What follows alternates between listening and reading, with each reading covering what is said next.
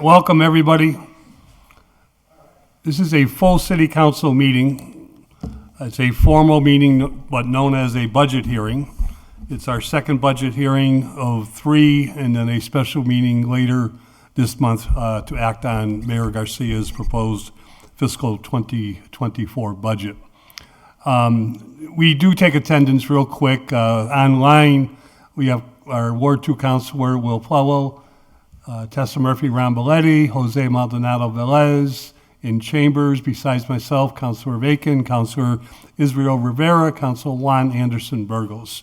We'll be joined shortly by our president, who is wrapping up a family commitment, and we'll be joined in a little bit by a couple other councilors who are just running late. With that in mind, I was reminded at the first budget hearing, although I think we covered most of it, we were talking about the recap sheet and the revenue projections, and the mayor just told me that, Mayor, Andrea's here to talk about revenues. Okay, we're basing it on the state budget known as the Senate's budget this year, right? Yep. And both Andrea and Tanya actually are online, ready to tag team and answer any questions you might have. I thought Tanya gave us a pretty good overview at the last budget hearing, but if there's any questions, I guess we can do that. But our auditor and our financial consultant are both online. Andrea, did you want to address anything, or Tanya? Can everybody hear me? I'm good right now. Yes, I can hear you as well. Okay. Good evening. Since you have gone over the budget in great detail already, I'd be happy to answer any questions that you might have. I would need someone to enable sharing, but if that's not possible, I know that you all have the version that was presented and completed a couple weeks ago. So over the next number of days, we will be coming back to you with certainly updates. Just as a quick recap of things, the department heads have provided their budget requests to the mayor. The mayor has in turn provided you with a series of cuts from that level of budget. Just in terms of some of our higher level, let me see if I have sharing available. Andrew, you are a co-host now. There we go. Okay, perfect. Thank you. All right. So we'll run through things quickly here. Focusing first on the tax levy, we have a worksheet here designed to provide staff with a few years of growth figures. And so what we're projecting right now, and with the level of budget that's being requested by the mayor, we're looking at a 4.67% increase, which is a significant increase over fiscal 23, but really that's to be expected given changes in our revenue projections. We talked about where we are with the state local aid. Of course, most of your state aid is going toward education, so we have offsets for the majority of that money, which would increase or decrease your education budget in a commensurate fashion. So not too much to really to discuss or be concerned with right now for state aid. Local receipts, though, even with the estimate of providing $2 million of ARPA funding for continued revenue loss, we are looking at a drop of almost $1 million. So that's a big part of what we're seeing for the increase in the tax levy from last year to fiscal 24. We have provided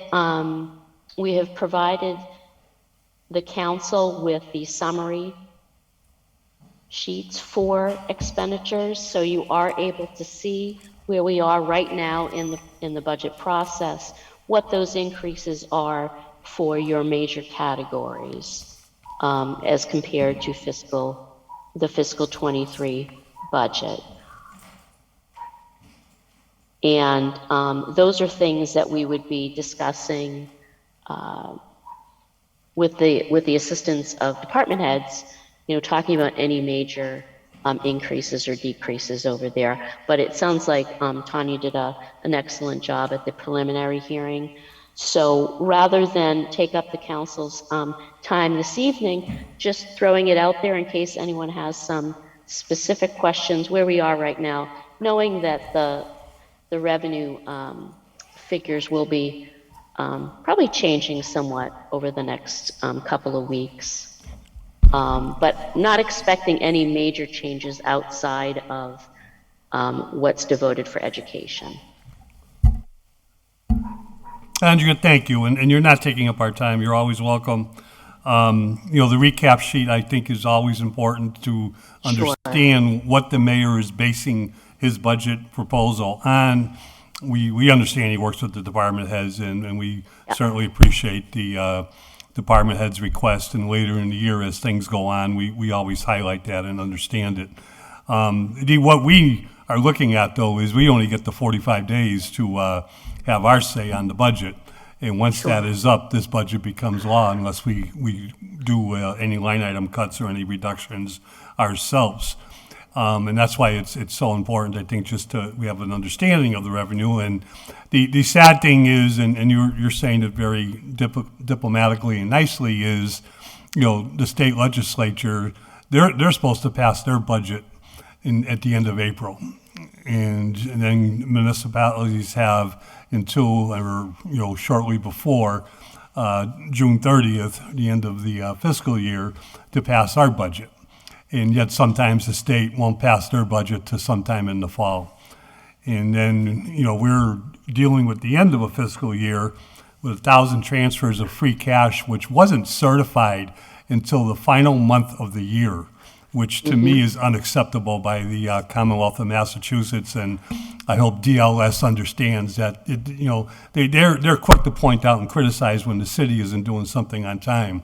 Well, maybe it's time DLS points out to the governor and the legislature that they're not doing their jobs on time, which makes our job very difficult. Now, the ARPA monies, I understand, go on the recap sheet, but they offset some of the general fund budget, which is a good thing, and the mayor's done a pretty good job with dispersing them. But this budget at the moment does not take full advantage of the tax levy itself. The mayor's still leaving over $1 million on the table, if I'm reading this correctly. That's correct, and that is a good position heading into, the final budget time frame. That is certainly a good position to be in. I think there were a number of, cuts and discussions that got us to this point. We do feel comfortable with our other revenues, particularly our local receipts. Tanya and everyone does a great job being, conservative with that so that we don't find ourselves in a difficult spot when it does come to tax rate setting. So we are looking at, again, a 4.67% increase at the moment.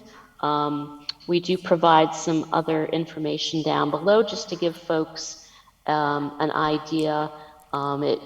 Estimated that approximately every $600,000 of levy represents 1% increase, just to give people some frame of mind, and certainly providing some history to see what we were able to leave for levy capacity in the preceding years, and kind of go from there.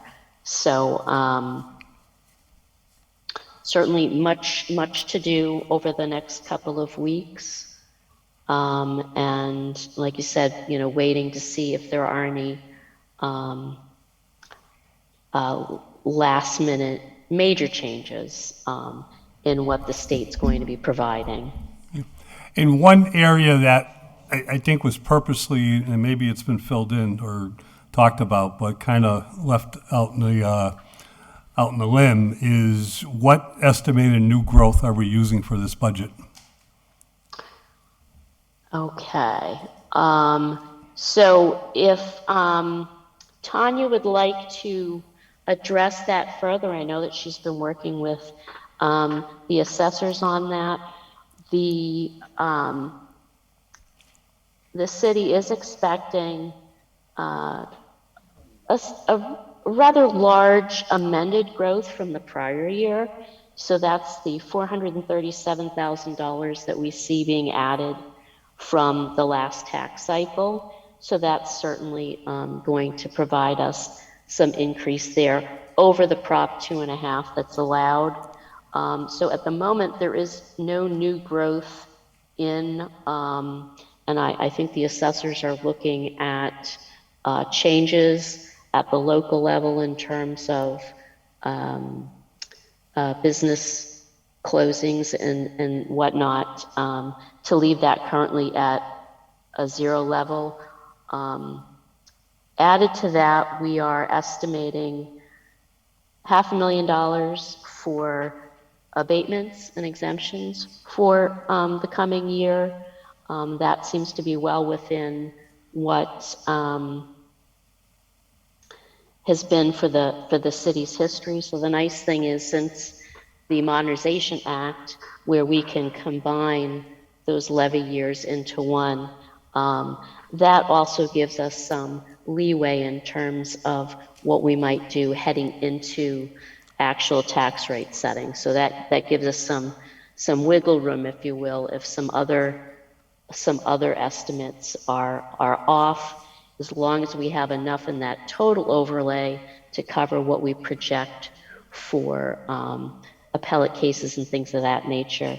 The city shouldn't have any problem balancing the budget from now and to when we actually get to rate setting in the fall.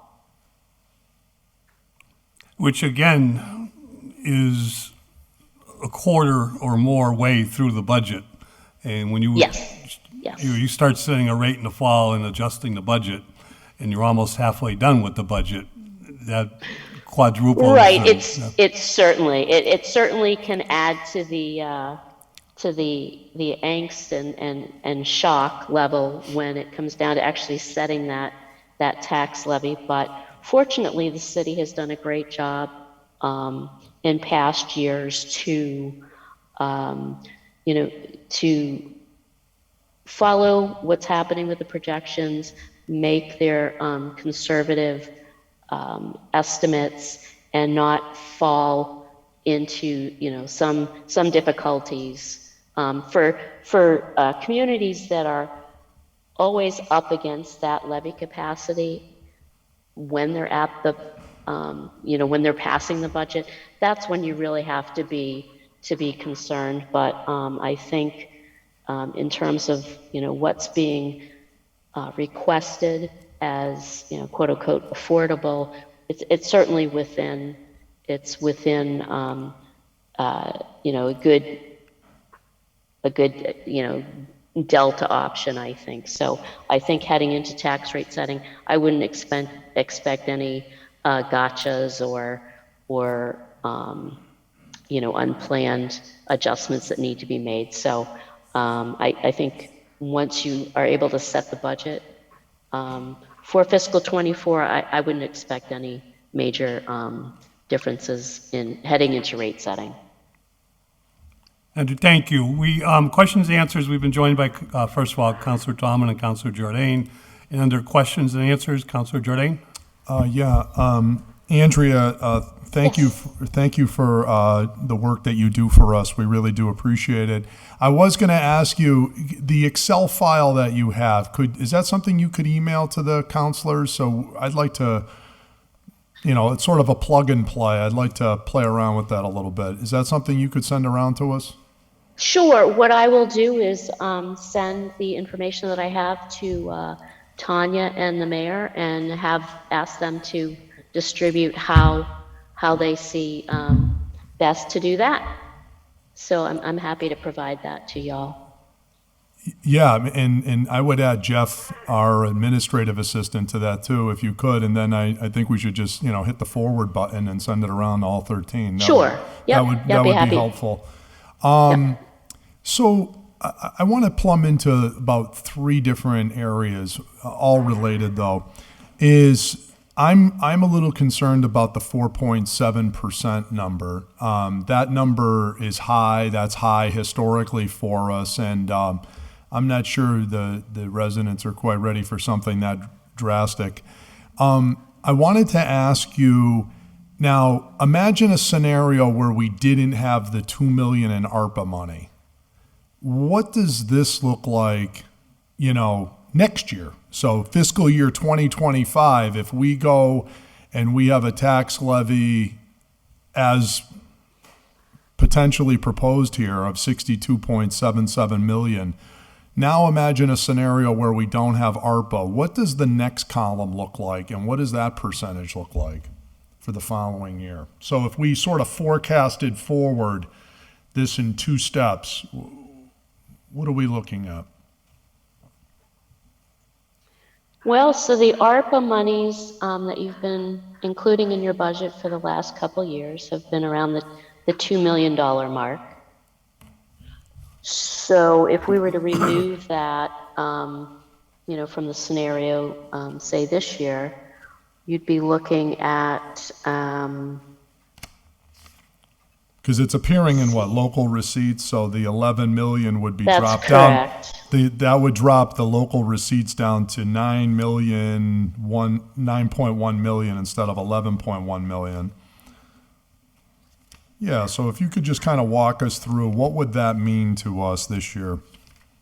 Because I think it's nice, and I think you would agree, it's nice that we have the 2 million, but on the other hand, we have to think about a scenario where we don't have these gifts from Washington coming, Mm-hmm.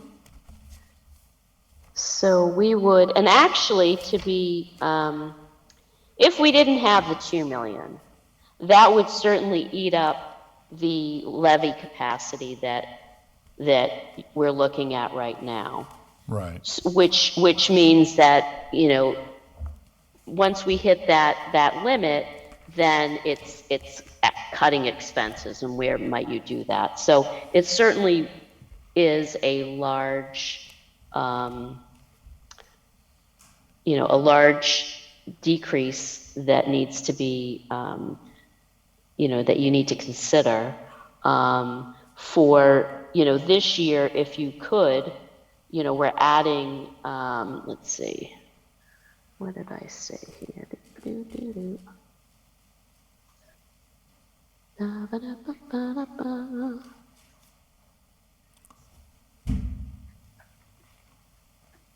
just see if I can show that to you. Make sure I add it in. Now, let me ask you this. Are you assuming at this point that the 2 million is gone for fiscal 25? Is this said another way, is this the last year with the 2 million bump? That would be a great question for Tanya. I don't know if she has. Yes, we have one more year because it has to be spent in fiscal 2025. So. Okay. Great point. Yes. So if you're gonna put that all toward lowering the tax, it certainly is helping the helping us with a bit of a softer landing, if you will. Even with the 2 million, your revenues have dropped almost $1 million from last year. So right, and that was actually my second question. You've anticipated my question. I would like to understand the $1 million drop. Okay. Yep. So let's take a look at that in a second. So just even though we could not increase beyond the levy capacity, I did want to put in the $2 million here at the total tax levy, just to show you that impact you'd asked. So if we didn't have the $2 million, and if we were allowed to increase taxes to that point, you'd be looking at an 8% increase over last year, which Okay. is, you know, by all accounts, you know, dramatic, just to put it lightly. So that's what you'd be looking at if we didn't have that $2 million to help us. So if we, you know, if we are looking at our local receipts and what we might be expecting next year, oops.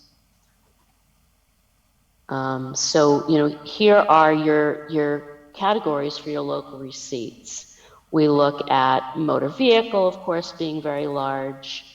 You do have a, you know, pilot money, which once that's established is pretty standard. So hopefully we wouldn't have to worry about that declining, certainly not in next year. So we'd want to take a look and discuss primarily what we see happening at for the schools for their departmental receipts. That represents a large drop, and that could have to do with any number of programs at the That has school. to do, I'm sorry, Andrea, that has to do with their Medicaid receipts as well. Because we Perfect, get their okay, all right. Medicaid money back, but Okay, we don't ever really know how much Medicaid money we're going to get. okay. So I took that into account. Super, okay. You know, your license and permits, everything else is fairly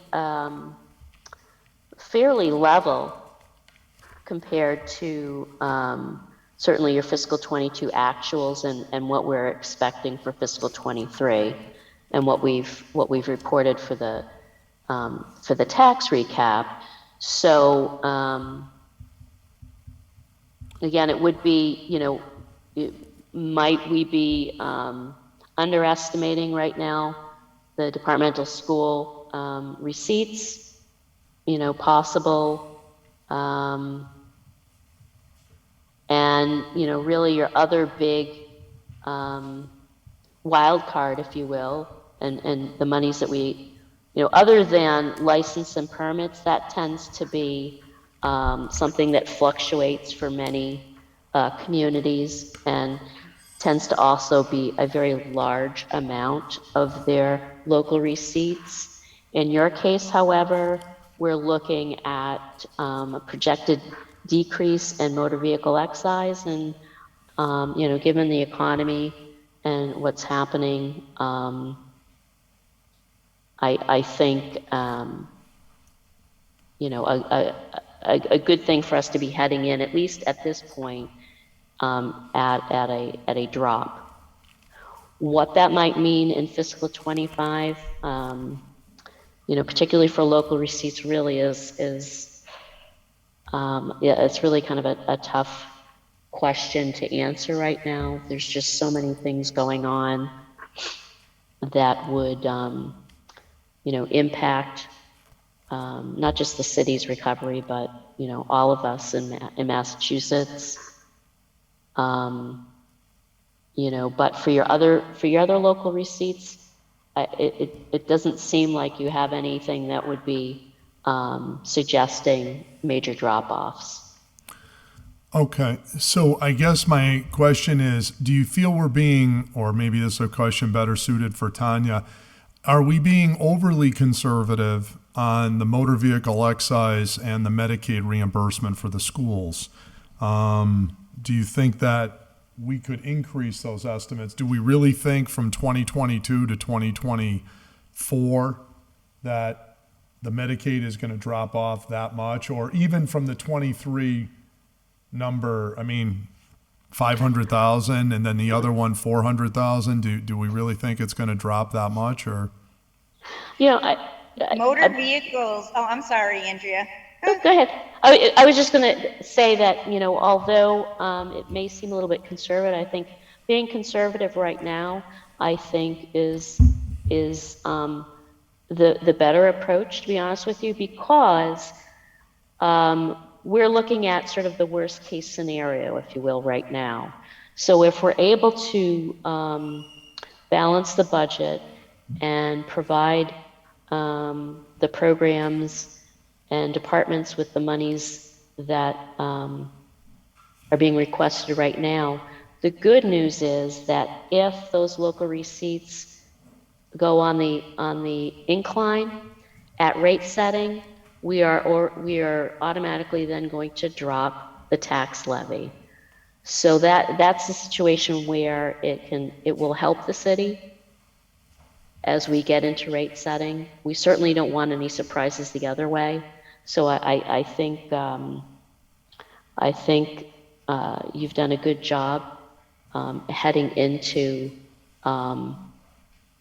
trying to figure out sort of worst case scenario, what can we afford? And then, like I said, if we're able to increase local receipts, by, what did we say? So for every $600,000 of tax levy, that represents 1% increase. So at this point, heading into tax rate setting, if we manage to come up with another $600,000 in local receipts, that is going to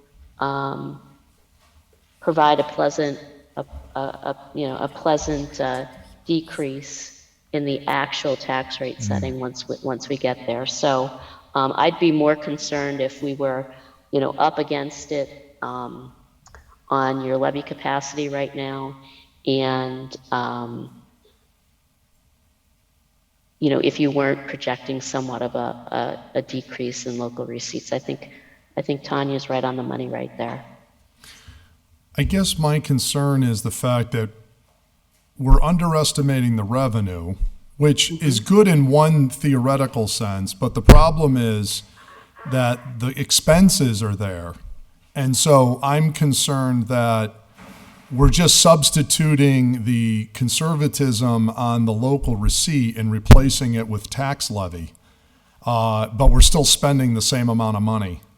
So it's just shifting it from a local receipt to a property tax bill for the residents. And that's concerning, because if your conservatism here was matched with conservatism on the expense side, then you would be expending $1 million less and therefore reducing the levy. It's just increasing the amount of the levy. That's whereas the levy should be $1 million less and local receipts should be $1 million more, and the spending is neutral either way. That's true. We by design, we are required to consider our revenues separate from our expenditures. So while once we get to approving the budget, we certainly have to be very focused on the increases in the tax levy. It's sort of beyond the discussion at that point of, well, what is it that we are spending? We know that there's certainly a number of expenses that are required, certain limits for education or minimums and so forth for education. And we have so many fixed costs. We're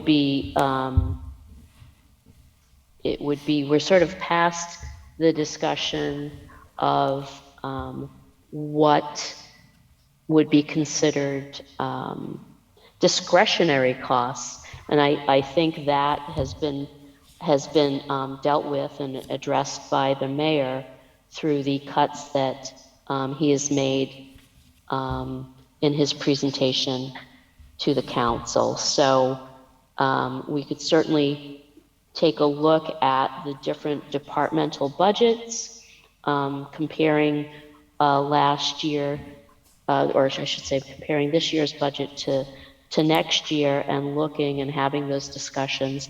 But I do believe the mayor has had those types of discussions already with the department heads in order to provide you with his recommendation, which is $3.4 million lower than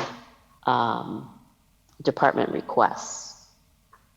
Yeah, well, the problem, I've never, that sounds great with all due respect, but department requests are sort of like ARPA requests. We get requested to spend 63 million, of which 20 is what we have for a budget. So saying that we cut department request isn't saying too much, because if I was a department head, I'd ask for the star and the moon, right? And you just hope the mayor gives you maybe just the stars. But the budget is what the budget is. I mean, we only have so much, and I guess I'm coming back to this 4.7%. I'm having a hard time. I mean, have we ever had an increase of a levy that much? That might be an all-time high. Can you go back, say, 10 years? Have we ever had a 4.7% tax levy increase? That's a lot of money. We certainly can take a look at that, but I think looking at the increases in the tax levy is a more complicated discussion than simply what are we increasing our expenses by and why? So not to certainly discount it, it is a large percentage year over year. We certainly can go back and look to see, but I'd also want to look at what other factors were driving that. For example, the city has had some difficulties in fiscal 20 and 21 in terms of the self-limiting of what they could even raise taxes by because of a lag in property values during that time in the city. So there's a number of things that can impact certainly the year-over-year tax levy increase. Well, yeah, that we have Proposition 2.5, which is a state law since 1983. That's the whole point. That's by design. That's what the voters voted to do. And of course, we should honor that. And their general expectation is that, there's going to be some reasonable level of increase. It's just that when we start getting beyond 2.5, we start to chart into, especially as I'm sure you appreciate, and I'll maintain a lot of this has to do with the big mall drop too. I mean, we lost $4 million a year there. So that shifting has already gone over to the homeowners, and that's a big reason, you had what you had. And I wanted to ask you a question, and maybe the mayor knows or Tanya knows, but ARPA was how many years? And this is we're going to have 4 years of the $2 million each that we're allowed to, because this will be the third year, right, at $2 million, and we get another year Correct. of $2 million? The max is 10 million. Huh? The max is $10 million. Oh, so you can essentially take 10 million out of what did we end up getting, like $40 million or something? Like 52, yes. Okay. So you're allowed to we took 10 million, or in our case, we're going to use 8 million of it, and you're allowed to sort of put it in the piggy bank to use it over 4 years? Well, you could actually have taken the $10 million in the first year if you wanted to. They kind of changed the guidance on that somewhere, but we had already done the estimates based on a revenue increase. So we just stayed with that particular process, which is working out fine. Yeah. Okay. The other thing I think that the city needs to consider and plan for is how much debt service you have and will need to continue to incur in order to support and replace your most valuable long-lived assets. So whereas the city doesn't do debt exclusions, many towns do debt exclusion so that they can kind of separate that impact for the voters and the taxpayers. But when we talk about why expenses are increasing, we do need to take a deeper view and a longer view, I think, in terms of what's been happening over the last number of years. It's, what could you afford in trying to replace that capital with limited cash capital available. So as you take on a large school building, that's going to be a ginormous increase in taxes for capital,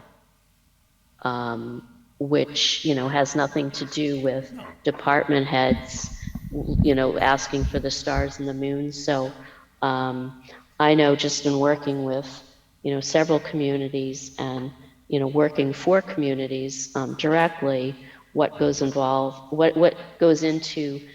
providing the budget, and although we don't talk about zero-based budgeting and all of those types of things,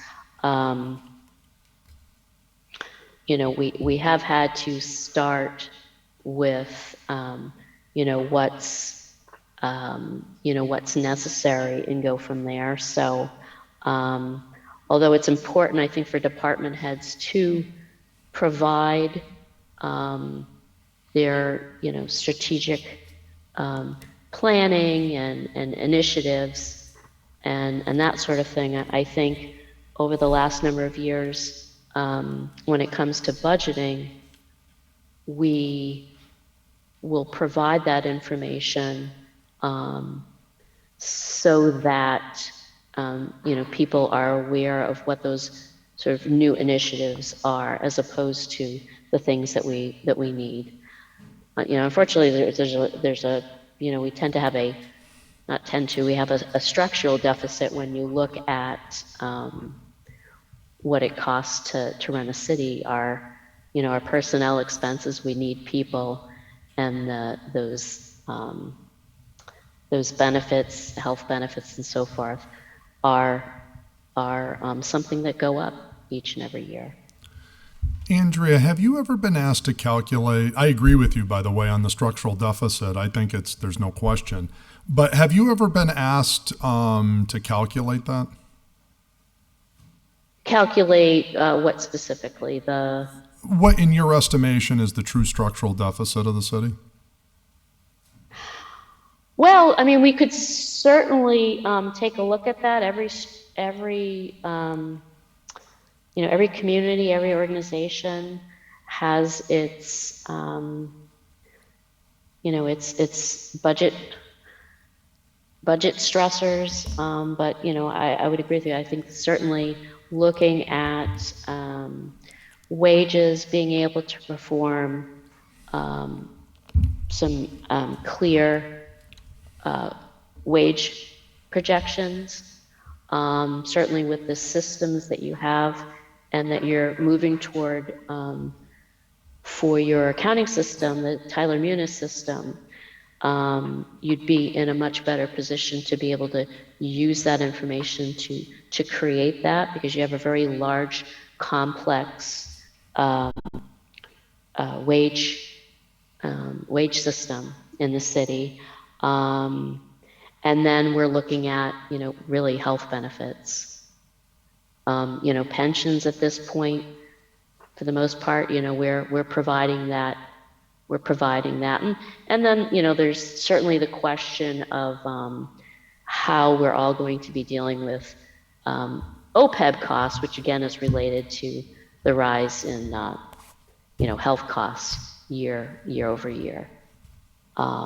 So yes, we can look at that. We have talked about doing a 5-year plan and what that might look like for the city, and being able to move some of those levers, if you will, and give you a sense of what's been happening. So we'd be happy to look at that with you. Thank you, Andrea. Sure. Mayor, did you? Yeah, no, just a couple of points. So remember the 4.7% increase around this time last year, probably a little less, is what was presented, and we made the point, and we're doing this exercise again, where revenues are budgeted conservatively at a low amount. We're continuing to collect to understand what our limits are. It was around this time last year. Well, when I did the State of the City last year, I think the budget between what was the ceiling and the levy limit was only about a $940,000 surplus. Then new revenues came in. New revenues by the end of the calendar year, before setting the tax rate, that surplus was much higher. We were able to make adjustments, and before setting the tax rate, the increase was only about 1.7% increase. And so what started, which was much higher percentage-wise of an anticipated tax increase when we put the budget forward, as we get to calendar year end and we made our adjustments, it was actually much more favorable at that time. And we're continuing that exercise. Right now the surplus to the levy limit is 1.2 million. I anticipate, or working with Tanya, it's going to be much more than that. So the belt is widening a little bit there to give us a little more flexibility compared to previous administration where we were right at the levy limit. Mm-hmm. As far as the 2% is concerned, the Prop 2.5 is when we're at the levy limit and we need another 2.5%. That's where the Prop 2.5 law kicks in. Mm-hmm. But by implementing this exercise that we're doing, it allows us to navigate the minefield, if that's the best terminology here, so that we're getting closer to our target, we're meeting the city needs, while also at the same time being mindful of trends so that we can adjust accordingly for future impacts. The other important point is that this budget here and the revenues that are projected doesn't take into consideration other pipeline projects that are going on, like the behavioral health hospital, for example, among other projects that we anticipate seeing in the tax, through taxation soon. So that's the exercise. I did challenge these departments. The stars and the moon, I think what they budget for, what they initially put forward is just enough to meet the needs of the department, yet alone plus that. And so we did those $3+ million cuts. In the past, you were given a budget where you were forced to do the $3.5 million or so cuts. And so, we took that on plus some. So you see that 4.7 increase, but that's right now. That's not my plan. So as we get closer to the calendar year end, I think, and I can use your help continuing to watch the trends in the departments, and when there is opportunity to reduce before we set the tax rate, I can certainly use that extra set of eyes. But this is the exercise we're doing. It's not that what you're voting on is to get us to July 1, so we have a budget, but it's not the end of the process, to say the least. So the $2 million ARPA funding amount, again, Tanya and I working together, it's a gap filler in this transition, knowing that we're doing this exercise plus trying to leverage new revenue opportunity that's going to be coming in. So it's been a blessing to have that funding source to help us continue to get us closer to our target, so we're no longer dependent on it. I'm hoping that clarifies some things, but It does, but it opens up a whole can of worms, if you ask me. And that's the problem, Mayor, is this is a budget in front of us that becomes law on July 1st, if we cut or don't cut it. And this is a 12-month budget that has to reflect the operation costs of the city. And I'm not preaching to anyone that doesn't understand what I'm saying. I get, because of what I said in the opening round of this, that the state handcuffs us. We should not be waiting until the fall to set our tax rate. We should not be looking at supplemental budgets between now and setting the tax rate unless they're an emergency. We should know what we need on July 1st And by law, the auditor cannot let anybody spend money if they don't have enough money in their line item to cover the 12 months. And that's more important when it comes to personnel. But when you look at, that difference of what you just stated in the levy and the new growth, which is all good stuff, and I'm not against being conservative with estimates, but in 2 nights, we were looking at $4 million in free cash. I give you credit. Close to $1.5 million, or maybe it's closer to $2 million, are going into stabilization.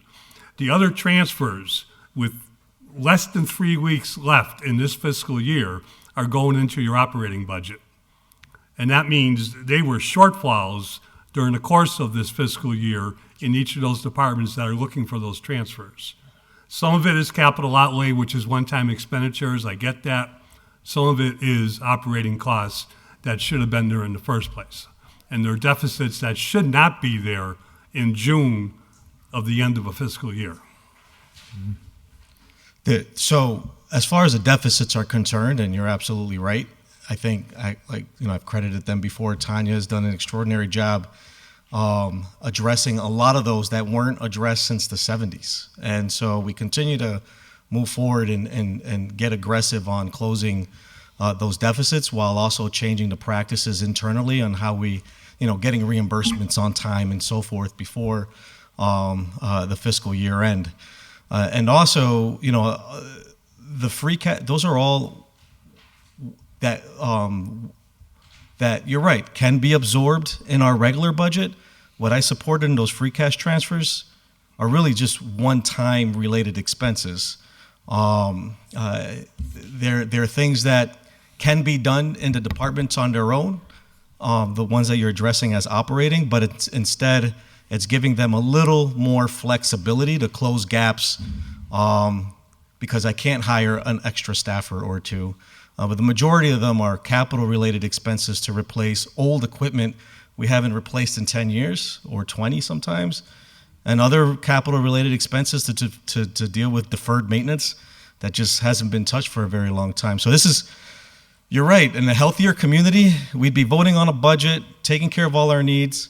I could tell you, and I think there's a lot of folks in this room that I might agree, there wasn't a process between now and the last 10, 15 years or so to navigate anything. You were right up against the levy limit, cutting into the bone, and not taking care of any capital needs. You were borrowing to take care of those capital needs. So those free cash transfers help save us from having to borrow more to take care of those, while also giving the departments the equipment and the tools they need to execute. But to your point about some of that being in operations that we should be absorbing, I don't disagree. I can increase more in taxation if you want. That 4.7 probably becomes closer to 5 or so.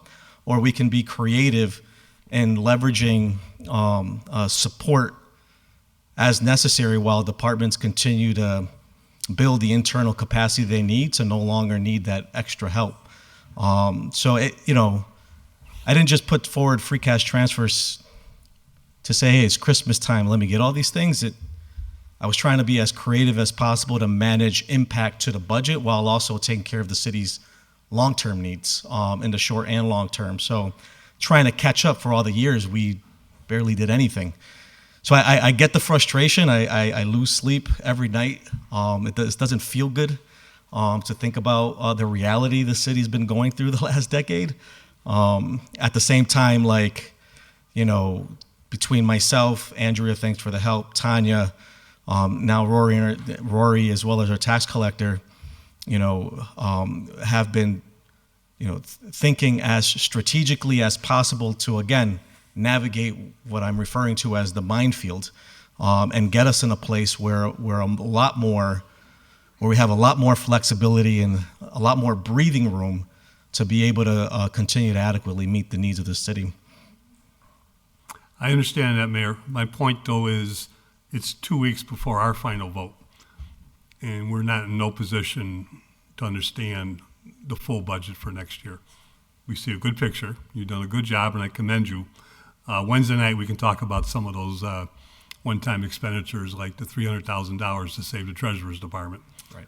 We can do things like that and really look at what is the true deficit? I think Councilor Jordan's got a good question. But we got 9 department heads in front of us, and tonight's purpose was to go through the line items of their departments. So is there anything else that we want to talk about with the mayor, the consultant, and the auditor? I guess so. Yeah. Councilor Jordan. One request, and it won't be, it'll be a follow-up item for the mayor. Josh, if you could, I know your vision is not to do a 4.7% tax increase. I hope it is. I certainly would hope that it is. And I know it got better last year. The concern is that I don't want to vote for a budget that has a 4.7% tax increase built into it, because I don't support a 4.7% tax increase, because my citizens that have elected me do not want a 4.7% tax increase, and they would say, figure out what you got to cut to get it down to a more manageable level. They're living on, many of them, paycheck to paycheck or Social Security check to Social Security check. So having said that, if there's a master plan somewhere to get this to a more manageable level, help us to see the vision that says, okay, it's 4.7 in the budget, but if this estimate comes in better, like $1 million in local receipts, this would make it better.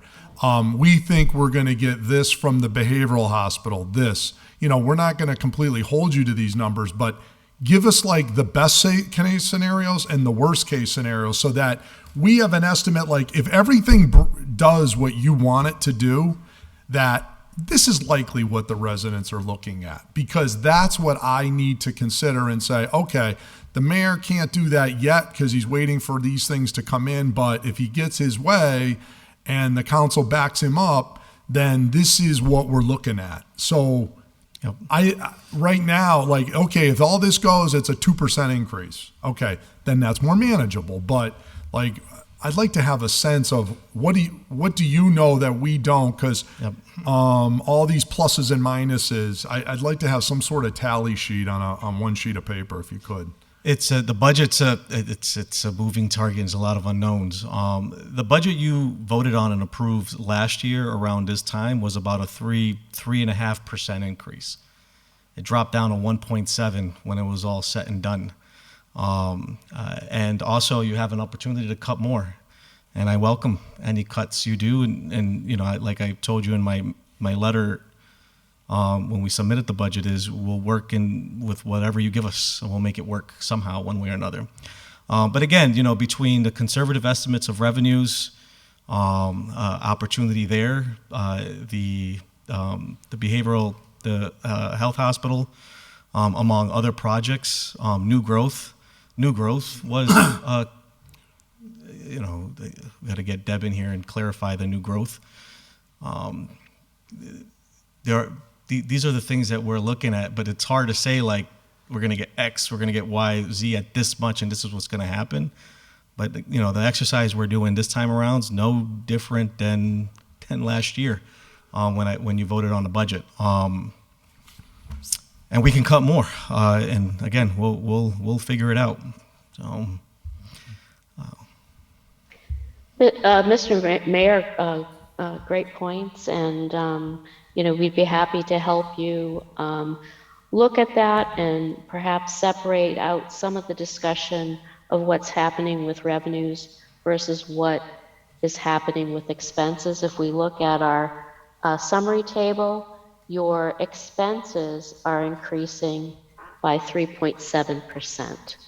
That's what the projection is right now for expenses. So perhaps if we take a look at having some discussion between the revenue pieces, what's going on there, but then also looking at the expenses, what are your requirements, what, if any, new initiatives are in there. We could provide some summary information and some trend information that might help with some of the difficult decisions that need to be made in the coming weeks. Because a lot of our expenses are known. We hope they're known right now, and the revenue picture that's the difficult piece that we run up against each time this year. So, perhaps there's some additional exhibits and historical information that we could provide that might help some of your difficult discussions coming up in the next few weeks. Councilor Bacon? I'll be very brief. And the only general comment I want to make, and I commend the approach to try to pull this together, but I do find that we're in a catch-22 because we've had essentially no growth in the city for a number of years. And so we find ourselves every time we have a tax increase, whether it's 1, 2, 3, or 4%, we're going back to the very same taxpayers every single year. And the more is going to the same group because we just have not been able to get that growth. So I'm really hoping your vision of the growth is there. We know the hospital will come online. We won't feel it for a bit. But I think that's really what we're all straining under, and the citizens are feeling it more and more each year. So, and I think when we talk about that catch-22 is when we get into the arena of balancing optimism about revenues, but also being realistic about needing to control and in some cases cut our expenses. Thank you. Any further discussion? We're joined by Councilor Tallman in the chambers, Councilor Givner in the chambers. Online, we are also joined by Councilor Jenny Rivera. Our president has joined us. I think he's in the middle of transition from his family commitment, and I hope he's on his way here because Joe's grumpy tonight. No, I would not do that, Mayor. I just want to make sure we're all on the same page because sometimes I hear things that we seem to forget how important July 1 is, but I'm not, and that's not criticism. That's just, again, it begins with the state. Although we're talking about new growth, my first question tonight is, what's the new growth estimate? The recap sheet, the workbook, budget book, it says 0. And we all know the behavioral health network's coming online. We all know what's happened to the real estate market in the last couple of years. That dollar figure should be available to this body, but let's get going. First item on the agenda is our planning department, economic development department. On page 7, we are joined by our department esteemed Aaron Vega. Aaron, tradition, and Councilor McGee has been keeping this up, is we ask each of our department heads to certainly make a brief, or as long as you want, presentation about what's going on in your department. We know your budget request. We know the mayor's allotment for July 1. And then we can go over any questions line item by line item with the council. Welcome, Aaron. Thank you, Councilor. Good evening, everybody. Things are busy in the economic development office, as they always are. So we are here with our new budget and budget for the next fiscal year. You can definitely see there's no stars and moons in my budget request, or anything after the mayor went through it as well. Our salaries are in line with contracts, no raises, one adjustment. There are some notes. I mean, maybe Tanya and I talked about this. I might have had a little bit of trickiness with what I submitted because some things are different than what I submitted. But there should be no reference to impact fees in my budget. So there's no request before you for impact fees. There's no plan at this moment in time to use impact fees to offset the budget. We had used impact fees at one point for our Planner 2 position, but that is not going to be happening this time around. And our staff continues to work really hard. I was fortunate this year to be able to leverage some of our mass in motion funding. Stephanie Colon is a great addition. Hopefully people also know she just got an award at the state for her work with Safe Routes to School, ensuring our kids get to school safely. We were able to leverage some of her funding for some of the grants and whatnot that we do in the office, so we were able to really stretch out our contracted services line, as we always do every year. Pretty straightforward, I think, on my part. So you get the budget with the salaries at the top and pretty much contractual services and obligations at the bottom part. Happy to come and talk to you about stuff going on in the office anytime. to this group or individually, so I don't want to take up time for that. So here to answer any questions as you review the budget. Thank you. Would there be any discussion? Councilor Rivera, Israel Rivera. I guess first I would say I wish we would have started a long time ago because I have to leave early, so I'm not going to be able to ask all the questions to all the department heads. But that's the first piece. Then I guess with regards to what he mentioned with the impact fee thing, he clarified it. That was one of my questions. The other one, and this is not, I'm not saying anything like bad. I just want to know. So I saw on the line item 53190, it's education and training. I think it went up to 8,000 from 1,800. Can either you or Josh kind of elaborate just a little bit on that? That's it. Sure. Yep. That's so again, like we did last year, we came before this body and we increased that line item. We were able to send some of our staff to the Mass Municipal Association, and we'd love to be able to do that again with our staff. Again, there's cost to it. I think we may need to. I want to just take a quick look. Travel, in-state travel. I think we may be covered there. Last time I had to come before you and transfer some of it out of education into travel. I think we balanced it out this time. And then, of course, there's with new staff, there's some other trainings that we'd love to send people to. There are a lot of free trainings that MMA provides, as well as other organizations, so we take advantage of those webinars. We're working a lot with this week on a code enforcement conference that we wanted to try to go to, but wasn't in the budget. And so, hoping to take advantage of those opportunities in the coming year, but really focused on making sure most of the staff can go to the MMA conference in Boston in January. Well, that's perfect. Thank you. Mm-hmm. Councilor Tomlin. Thank you, Councilor McGivern. On the planner 2, so that is gone, that position's gone? Or is it a grant? It seems to be cut from my budget. So that was totally cut? It is today, yep. As of today, okay. And, because part of that was impact fee, right? And you said there's no... Part of that was impact fee for the last budget. Before that, it was paid for fully from the general fund. And we had the open position for a little while. We did interview, we posted it, 3 times. The third time it was pulled. We posted it 2 times, did interviews, just didn't really find the right candidate. We tried to align ourselves with the graduation that was happening recently, but the decision was made to not fund that, so we are going to go forward without that position. It'll impact some of the work we do, obviously. That was focused on our grants, cannabis, and supporting the Liquor License Commission, as well as other things. So we will see if something comes about later on in the, a sub-budget or an adjustment that the mayor puts forward. Okay. And on the overtime, last fiscal year, you had it 3,400. This year, you asked for 5,000. Is your department usually utilize overtime?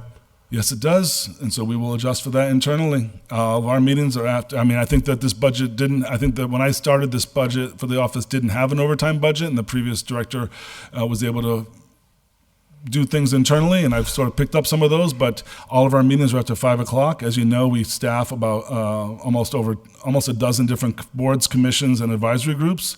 Those are all after 5 o'clock. So I'm trying to renegotiate some people's schedules. There is an order, I think, that I've submitted about requesting the ability to offer a 4-day work week for some of my staff at 10 hours a day instead of 5 days, but that has yet to be taken up. And so we will adjust our ability to work without overtime. Okay, and the last one, I think Councilor Rivera mentioned the education and training. Is that amount, it was 1,800 that last year for that, and it's 8,000 this year? It's funny, it wasn't 1,800 because there was money, it was additional money was put in there. So I'm not sure why that line is still 1,800 because additional money was put in there. Oh, was, okay. Yeah, so I'm not sure why that line is that. That might be a Tanya question. Let me look at this other page I have because I thought it was more education training. Put me on the list. Yeah, because I thought we got more, but so maybe that line can come down a little bit. Yeah, I was just wondering if it could be possibly cut, maybe 2,000 or 3,000. Which line was that, Peter? That is 53190. 53190, education and training. Oh, okay. Well, again, there was a thought. I think there was a thought at one point to use impact fees of 5,000 for that, but obviously that's, as I mentioned, is not in the plans at this point. So I guess you could cut it 5,000 and bring it down to 3, and that probably will still get us the MMA conference. Okay, thank you. Counselor Tessa Murphy Ramboletti? Thank you, Counselor. Yeah, I'll just echo. I'm kind of disappointed that we just spent the last hour and 15 minutes going over stuff that I really feel like we talked about in the first hearing and was all in the mayor's memo. So I apologize to all the department heads that have been patiently waiting. I have a follow-up question to Counselor Tallman. Planner 2 position, I was definitely disappointed to see that was cut, and I just wanted to know a little bit more. Like, I remember the mayor talking about doing a master plan, and I just wonder how much will that impact you if you don't have an additional planner? Are you guys still planning to do a master plan, or is that no longer a thing? The RFP to start the master plan, I'm sorry, it might be an RFQ, is out right now using $150,000 of impact fee funds that the city council approved. I believe the mayor is looking at ARPA funds, and we do have an application in at the state through the One Stop for the master plan. We will obviously be utilizing more funds for consultants on this than was previously envisioned. So we will have to see, because obviously if we do get a planner 2 at some point next year, halfway through the budget, they will not be up to speed on the things that need to be addressed in the master plan. So obviously our principal planner will play some role in it, but he's pretty busy. And so, we will balance that out, I guess, as it comes forward. Can I ask as a clarifying thing on the planner, Councilor Rumbo? I'm sorry. Mayor, go ahead. Chair. Yeah. Aaron, remind me here, because I feel like I'm confusing Planner 1 with Planner 2. Which one has a body in it right now? Right now, Planner 1 has a body in it. Oh, okay. And Planner 1 is our GIS guru, and we hired the new person there, and trying to get all of our GS mapping going, and that will be a key role if we're able to do our data integration using the GIS mapping. So he'll be a key player in that, and he does some preliminary research for the Planner 1, particularly right now on tiny homes and some of the ordinance stuff that we're talking with ordinance committee about. So he does a lot of the pre-research. The Planner 2 position was Jack Carolyn. He left 4 or 5 months ago, and his role was he reviewed all the, he was the first reviewer of special permits, was our cannabis liaison, and gave technical support to the license board as well. So that position's empty now and not funded at this point. But last year, you bumped the Planner 2 up to Planner 1. No, that was Curtis. That was before me. Planner 1 was Jack. Since I started, he was, I think, my second hire, and we worked with you all to get a Planner 1 in this budget, and we again had two sets of interviews for the Planner 1, and finally got someone at that position. So there was a moment where we were going to be fully staffed, and then Jack left, and so we never had a Planner 1 and Planner 2 at the same time in my office while I've been. What I'm saying there, and I don't think we have to get into it tonight, but last year's budget showed the impact fees were for Planner 2. Yep. And this year's budget, what you just said is a mistake, shows it's for Planner. Still looks like it's for Planner 2. Last year, the impact fees were for Planner 1. Nope, always for Planner 2. I'm looking right at my budget. I'm just telling you what was in the budget. I'm telling you how it was. Not arguing with you. It was, we never had. But this is where it gets very confusing. Never used for Planner 1. Yeah. We never had a plan. We had a Planner 1 for 2 months. Not even 2 months. He hasn't even been here for 2 months yet. Yeah. I think the last Planner 1, my understanding, the last Planner 1 in the office was Curtis, who did get promoted to Planner 2 while he was here. But Planner 2 was always the position. It might be wrong in the script here, but it was always Planner 2, which was partially funded by the cannabis impact fees. In the current fiscal year we're in now, but of course that person left, as I mentioned, 4 months ago, so none of it's being used. Thank you. Okay. Councilor Jordan. I see on the Planner 1, 16,000 was removed out of the amount that we had voted in last year for the Planner 1 position. Is that because there was a vacancy for a portion, Aaron? The Planner 1 had 16,000. In the mayor's supplemental budget, he removed 16 grand. Because that was only going to be partial year because it came in. It came in the thank you. It came in the supplemental budget, so it wasn't gonna be for a full year. Okay. So, and then we ended up not using it till just recently. Okay. So the 50 is the full year cost, no impact fee, all the good Exactly. stuff. Okay. Yep. And now the one that says head clerk here with 30% impact fee, that wasn't really actually 30%. That's a typo then, basically. Yep. Okay, cool. There was,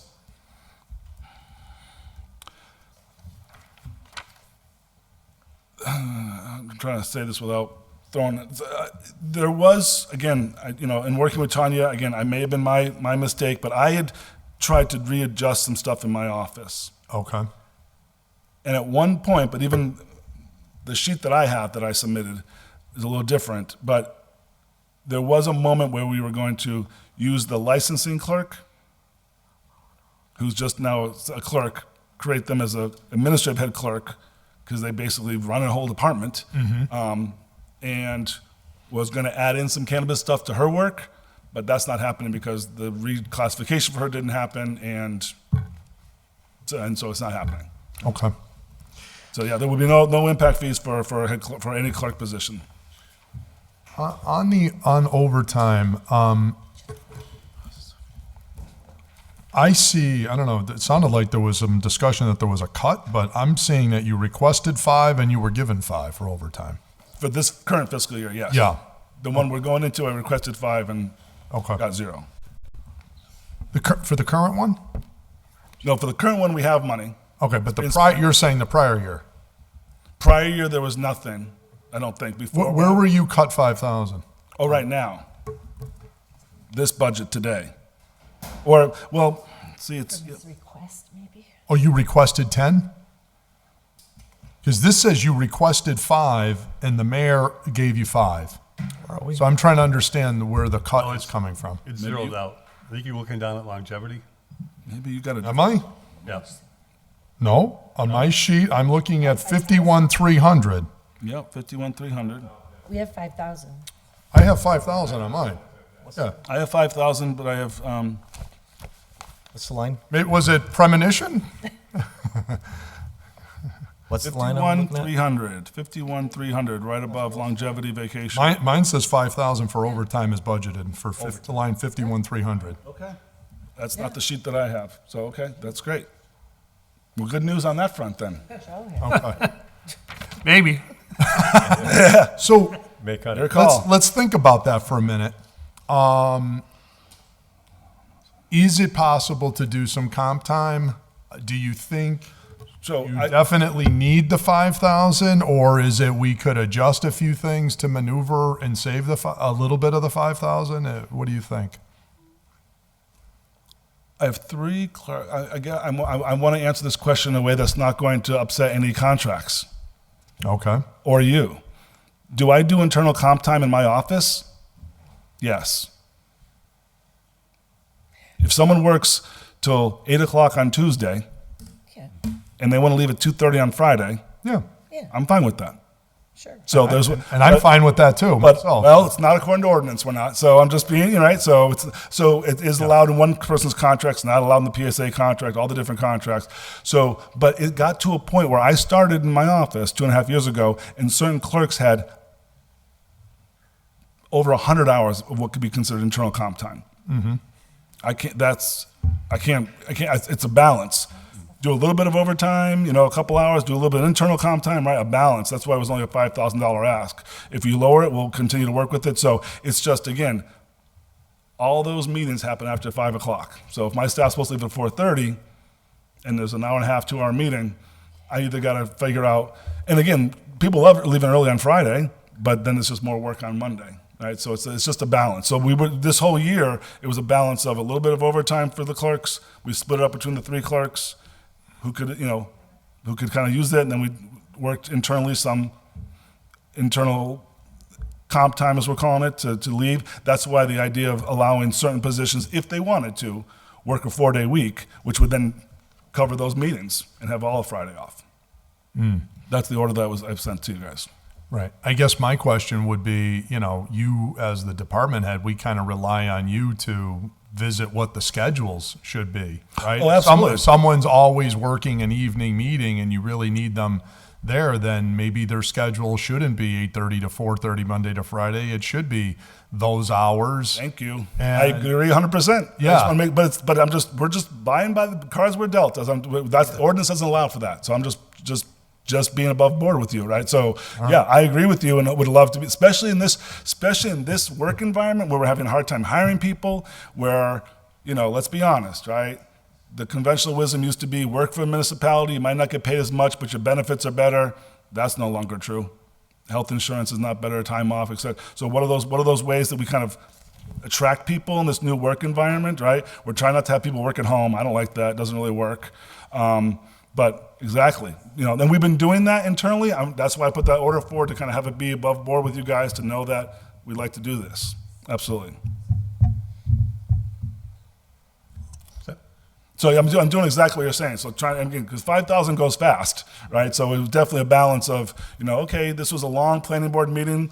Let's have that clerk who manages that planning board meeting, do it for overtime. The next one was only 2 hours. Why don't you leave early on Friday? But bottom line is, if you could adjust the schedules to accommodate the work, you could eliminate the 5,000 then, in your opinion. Close to, perhaps, yeah. Yep.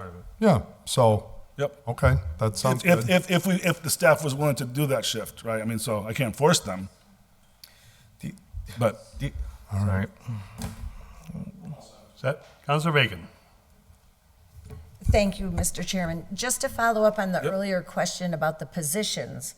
So my question is, why can't positions be filled with the hours that you need, similar to our administrative assistant for the city council works 1 to 9 shift, unless there aren't evening meetings, because the position is known that it has to include all of the evening meetings. I'm not aware of any restriction in the ordinances that would prohibit you from filling a position to meet the needs of the office for certain hours.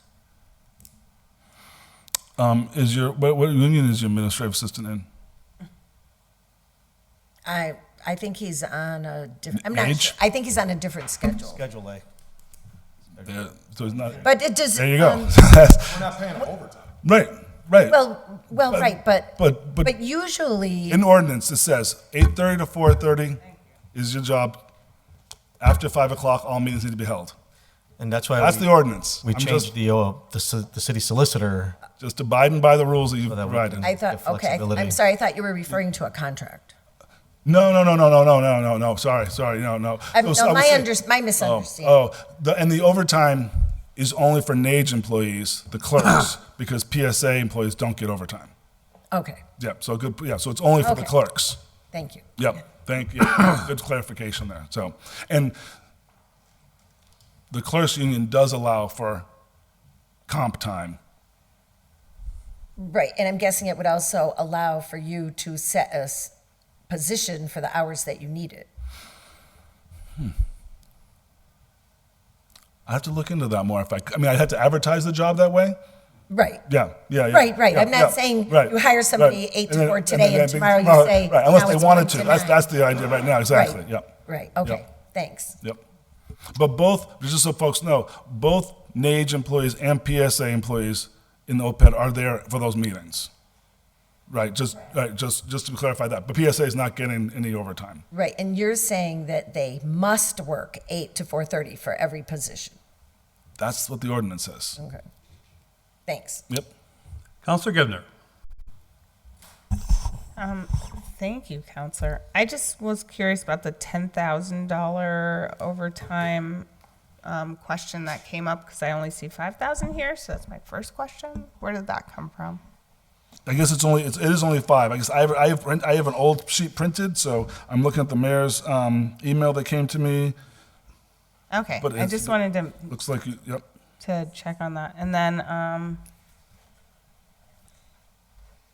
I'm a little curious about the time work shift that's just come up, because I was under the impression that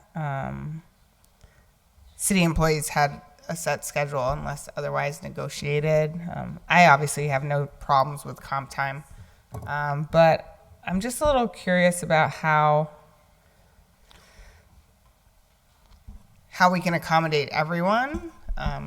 If, I'd like to accommodate everyone. I think it's just a little, this is the first time I hear it come up that we're talking about a 1 to 9 shift. Like, I understand that might be the case I don't know with if I don't know if I'm prepared to get. I don't know if I'm prepared to get deep into this Okay. conversation. That's why I have an order about it. So it doesn't affect this budget. Okay. So it sounds like there's favorability from this body to have that conversation. And All right. so, but I don't have my notes in front of me right now to be totally ready for that conversation. All I can say is that we tried to balance out the overtime money that we were given. Yeah. With some internal comp time, which may not be exactly a approved ordinance policy. But the existing budget for 5,000 works for overtime. Yep. Okay, thanks.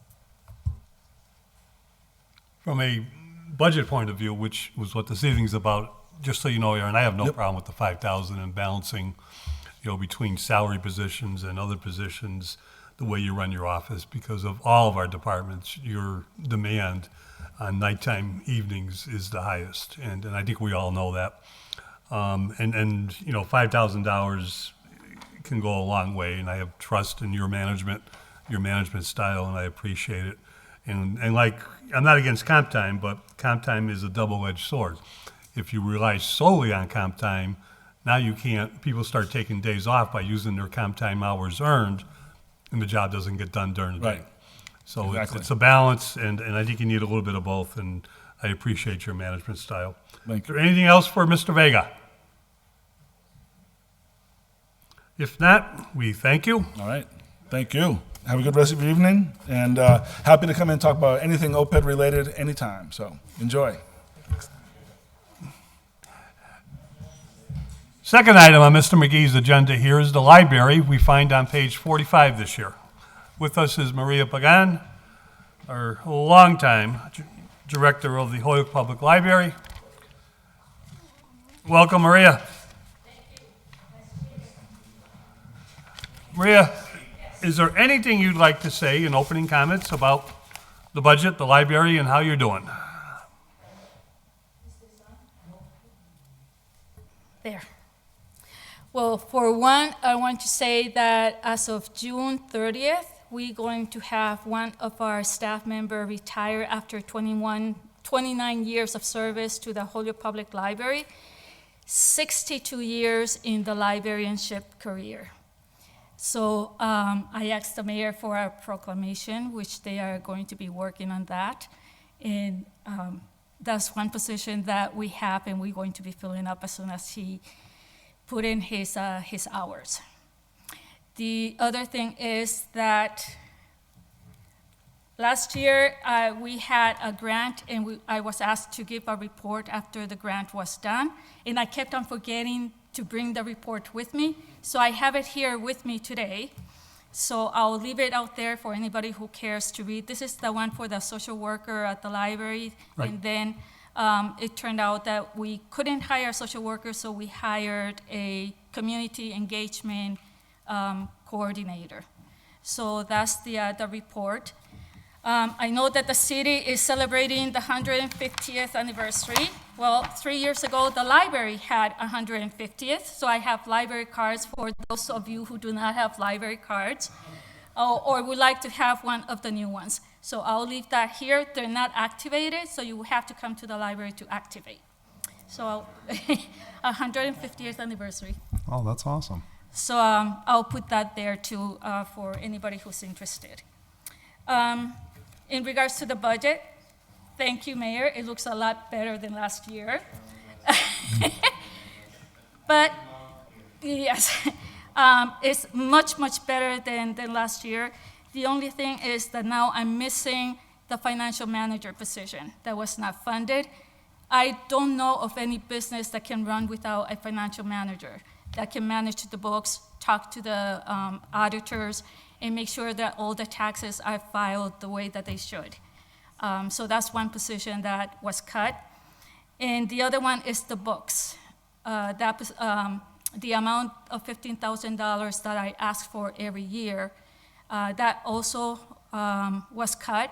That $15,000 is part of our requirement with the state for the state aid to have 13% of the budget has to go towards collection development, which means we need at least $100,000 to buy books, the online resources, the movies, all the print and non-print materials, along with the online resources. Now with that 15,000 less, that will be a hardship to the library because I'll have to get monies that we use for programs and other, whether it's programs, maintenance, even for the education piece, training for our staff or webinars, courses.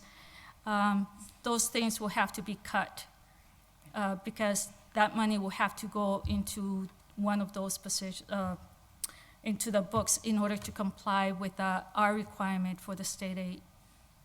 Other than that, I'm happy with the rest of what the mayor was able to give us, except for those two things. I need the financial manager, and the 15,000 will help us be in compliance with the state aid, and also will help us then to do the programs because we will not have to use our money to do the programs if I use it for the books. Thank you, Maria. Is there any questions for our library director? No. You answered my only question. I saw the library books and I was a little curious, but we cannot add to the budget, but we cannot add to the budget. Okay, hang on. We cannot add to the budget, but, Yes, we certainly will look at it. If the mayor has some plans between now and the end of summer, we certainly will do what we can to appreciate what the mayor, responds to. Councilor Tessa Murphy Ramboletti. Hi, sorry. I am just wondering if maybe this is a question for the mayor, but is the hope that the CAFO position would be able to supplement cutting the financial manager in the department? Is that something you foresee being something that they can oversee and do that work? Not necessarily. First of all, like a lot of, if not all of open positions like the planner 2 were cut in this budget. And so if I saw an open position, pretty much got cut. And the other thing too is, I think the guy was averaging roughly 8 hours a month doing financial management, and Maria might differ, and we really didn't get to talk about this, but the thought is a lot of what this person was doing, which is more clerical kind of financial management, or just calling it a financial manager, could be done by the director, but that's just a personal opinion. As far as the books, I was just chatting with Tanya that if it's Mass General Law requirement per the grant, my end of the impression was it's just the average of the last 3 years plus 2.5. But it sounds like that also includes books, you're saying, so I have to confirm that. We have a couple of requirements. One is the books. We have to do 13% of our operating budget has to go for books. We need to be open 63 hours a week, which we do 6 days a week, providing morning, afternoon, and evening hours, which we do. The other one is that we're free and open to everybody, regardless of where their home library is or their home. We serve the whole state and even beyond, because sometimes I actually do have one question. we have books that go out of state for other libraries that need them. And the fourth one is the municipal appropriation. The municipal appropriation has the what you said, the formula of the average of the past 3 years, the current and 2 past year, plus 2.5% increase. That is the one of the requirement. If that doesn't happen, we lose state aid. If we don't do the 13% of the book expense, spend 13%, we lose state aid. If we're not open, free and open to everybody, we lose state aid. That's why in '89 again, and I'm sorry to sound like a broken record, we lost certification and we lost the state aid because we were not able to comply with many of those requirements. So there are about 4 or 5 requirements that we need to follow in order to qualify for the state aid. And then if we miss on one, that means the state aid can decrease. Depending how much we lose on the requirement, we can lose certification, which means nobody from Holyoke can check out books out of Holyoke.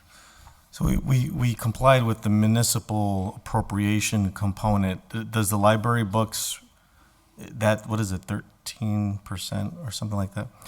Is that required out of the local government's municipal appropriation, or are there alternate revenue sources that count toward that?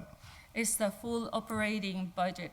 But if what you give us and what we have from our own expenses, because there's a lot that you don't see in the paper because that's the internal budget that we have, that we take care of, which is the contracts, the repairs, the maintenance, the supplies, everything else is being taken care of in the programs and many other services that you don't provide because you only provide the work, the employees, the BCBs.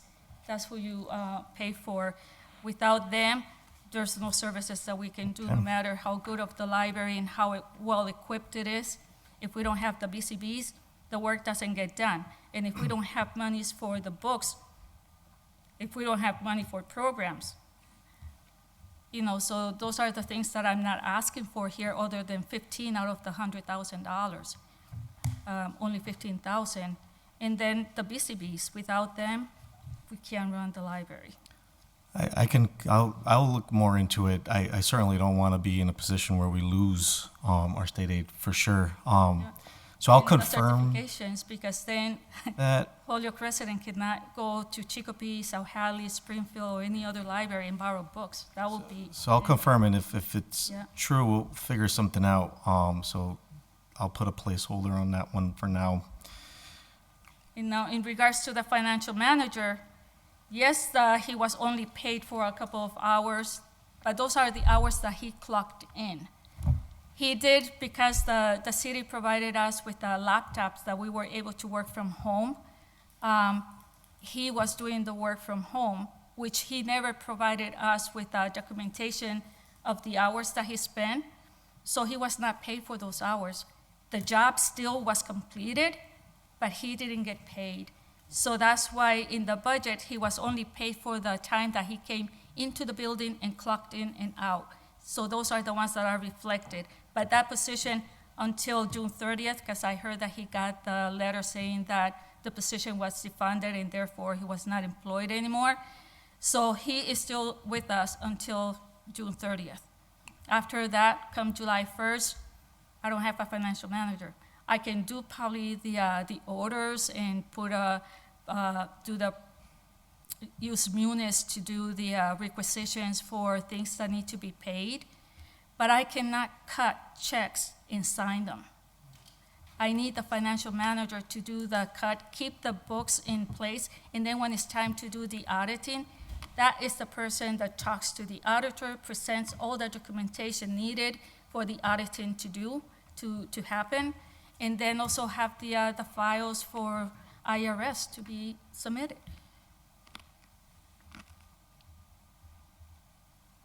So I do the signing of the checks, but I need somebody to do the cutting and keep the book. What checks are we talking about? Well, the checks that the city does not pay for. Let's say we have here for gas and electric.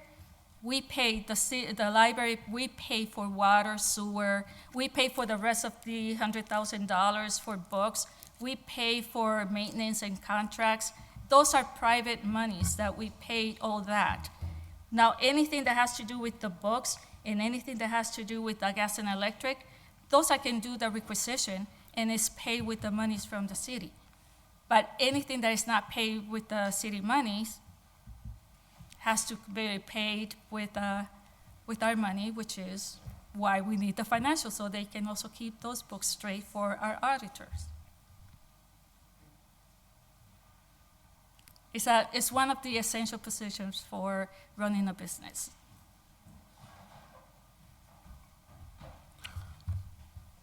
Joe, what do you think? Councilor Jordan. Maria, good to see you, and thank you for all your many, many years of service to our wonderful community here. Wanted to ask you about a different area, energy, gas, oil, and electric.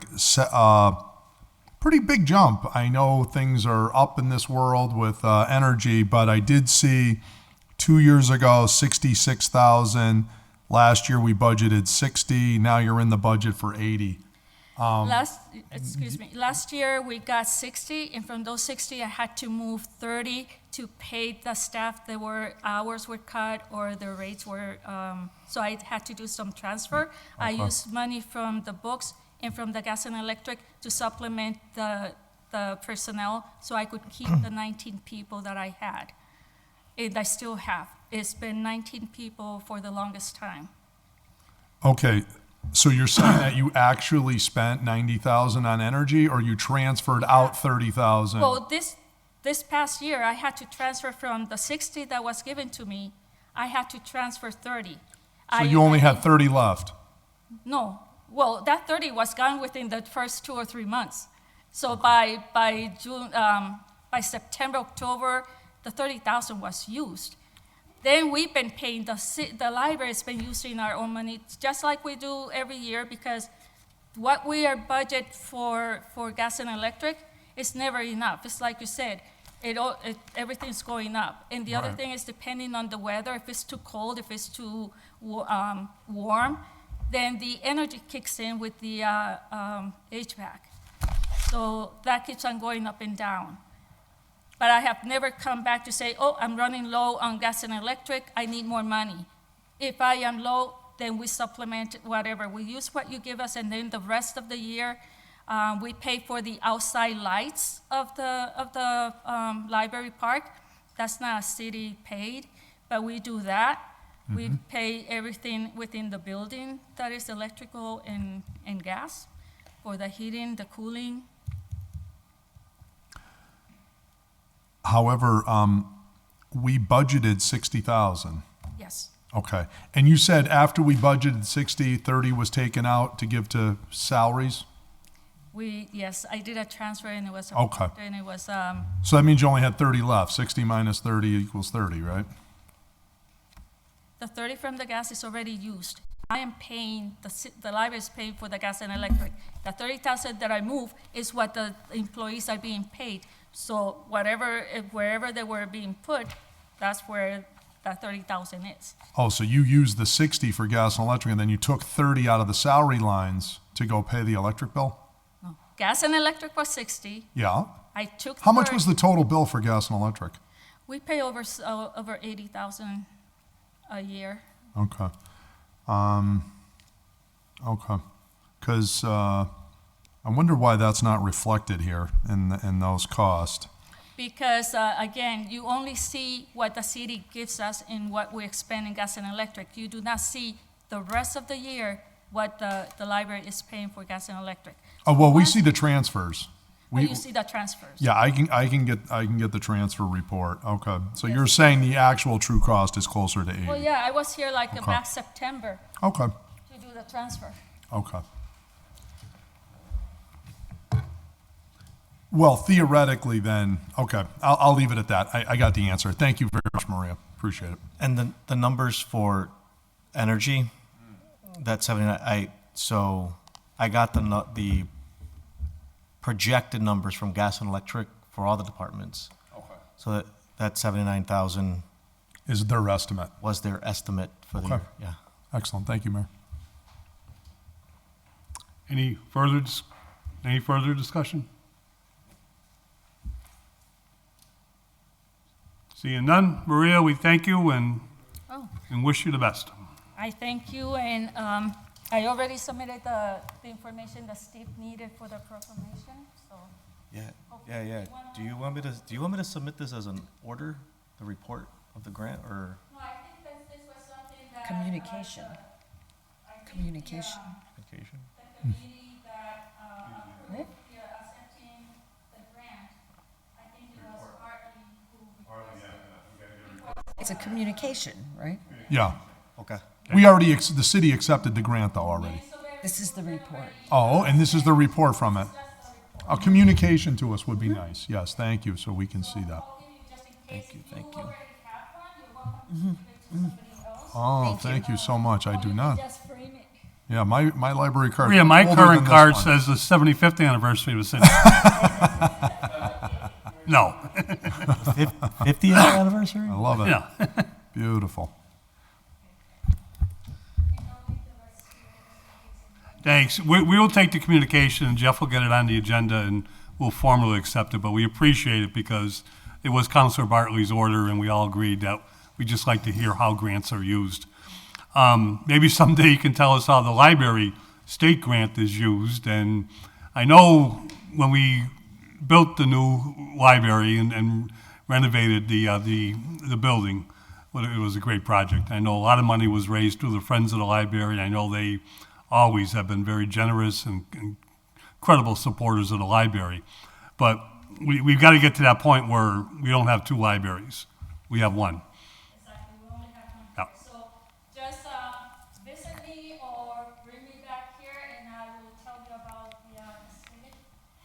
Sounds good. Good night, everybody. All right, Maria. Moving to Wistariahurst, page 48. Megan, welcome. Thank you so much for having me. And I think you heard, we welcome any opening remarks and how we're doing at Wistariahurst, and then certainly get into the budget. All right. Well, we're busier than ever. We have a Juneteenth celebration coming up on Juneteenth. From 1 to 5, we welcome everyone to please come and join us. We have a servants tour coming up at the end of the month where our volunteers are going to be dressing up as people who worked in the house, telling you the stories of there, and yours truly will be a cook, so free. We recently went to the Mass History Alliance conference where I led a session discussing gateway cities, how we can change perceptions of them, and what we are doing as an institution to rebrand and retell the story of an industrialization in our city. We also had a couple other people presenting about the work that they've done in conjunction with us. Got a lot of great feedback. Once again, we're leaders in our field. We're doing it really. We're always getting really positive feedback. We also went to the New England Museum Association conference earlier in the fall. Again, we had people presenting about work that they've done in conjunction with us, with the whole East Coast, which again, got a lot of great feedback. We had people coming up talking to me, asking us about our programming, how we run things. We actually had a couple museums come and visit us to get feedback from us. So again, you know, the mayor at our last department head meeting said we have to do what we can to change people's perception of us. And so as far as I'm concerned, we're doing everything we can to do that, both within our field and within the community. And so I'll get to the budget. You know, I was doing some research based on historical documents, what we've done here in the past. I'd like to note that in 1975, this museum's annual budget was $85,000, which in today's monies would be around $470,000. Which is significantly less than what we currently have, and we had 9 full-time staffers. So we were doing less programming with a lot more back in the 1970s. I give up a lot of my personal time for programming here at the institution. Most of what I do is just day-to-day running of the museum. Anything that you see programming-wise is a lot of extra work on both mine and Penny, the city historian's desk. And we're happy to do what we can, but it's not sustainable long-term. So if you look at the budget, the program coordinator position still hasn't been funded.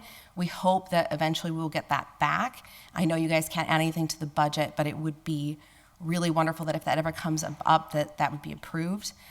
And again, we have, it's pretty standard, not a whole lot of changes. One of the things, gas and electric, we are at a deficit right now of about $6,000 in our income, so we might see that again this following year. It looks like we only got funded for $20,552. So depending on what our gas and energy bills are, we might see a deficit again the coming year, but we don't really know full scale what that'll be.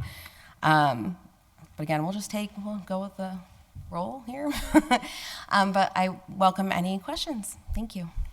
First of all, Megan, thank you for the opening remarks, and thank you. I'm not sure if it's you, Penny, or everybody collaboratively, but the Wistariahurst newsletter is very informative, and it's very helpful. Yes, that's And our new office assistant. She works very hard on it. Well, I appreciate it, and I think a lot of people, that get that or now see it, appreciate the numerous events that do go on. Yes. And not just the traditional ones, but so many new ones. And there's not a day, or I should say not a month goes by where I don't talk to someone from out of town that I work with that have questions about Wistariahurst, and I love to tell them the stories, especially how William Skinner had Donald Ross build a golf course for his daughter, but that's not in Holyoke. You don't care. But it is a good story. We do have a book about it, though, in our gift shop. So There you go. And I always ask, is the Frog Circus still in the gift shop? Oh, it is. Okay. Yes, we're trying to move the Frog Bank down into our carriage house as well. So we want that on display, too. But Nice. Any questions? Councilor Jordan. I had just one. Megan, thank you for what you do for us. Really appreciate all your efforts. I wanted to ask you about the office assistant position. It looks like in last year's budget, and just correct me if I'm wrong, that it was a half-time position and now it's been elevated to a full-time position. Correct. Can you talk to us a little bit about that? yes, so as you know, the office assistant does a lot of the social media work for us, and they're also supposed to be helping with bookkeeping and just regular office maintenance, answering phone calls, being at the front desk. And that's really, we need a full-time person. It's just not doable. So basically all she's doing right now is the newsletter, social media, and just helping with like getting staff meeting notes together and just basic communications within the office. And I really have to have somebody full-time. It's necessary. Running with another part-time person, it's been hard. Okay. And is she willing to take it on full-time? Yes, she is. Okay. All right. Thank you. Any further discussion? Councilor Dahlman. Thank you, Mr. Chairman, and thank you, Megan, for coming down and brought up the circus. What is that? The frogs. I think I remember being there in 5th grade, going over to that building. Well, you got to come back. Going back. I think that was like 1967. So, on one of your positions here, the enterprise coordinator, 51104. There was an increase in that. I believe Or that the was, mayor increased it. Is that an error, a clerical error? that was a contract negotiation with NAGE. So they increased the hours from 20 to 25. So that's why you see that calculation there. Okay, so that was what, a half? So Is it's that still part-time? technically, that's still part-time. But they work more hours. They work 5 more hours a week, Okay, so it went from 21 to 26 25. or 20. 20 to 25 hours. Okay, but the pay, the salary. So the pay is still within the NAGE contract range. So I believe it's $20.73 or something like that. Okay, An but hour. that's an increase of 5,000 in that. I believe so. Yeah, that was remember we were there were structural changes in the contract to be sure that we weren't just doing, there was some positions where, based on their backgrounds and experience, we were trying to scale it up. Came up. Okay. They weren't within the normal 2.5%. Okay. And the other one, I know there was quite a bit of a cut, but you didn't ask for much. The contracted administrative services, do you still utilize that? Is that something that you're going to need? Oh, definitely. Even though it was cut 15,000, I see. Right? The contracted services, so that the contract administrative services, we asked for quite a bit. There's quite a few projects that we had hoped we could accomplish.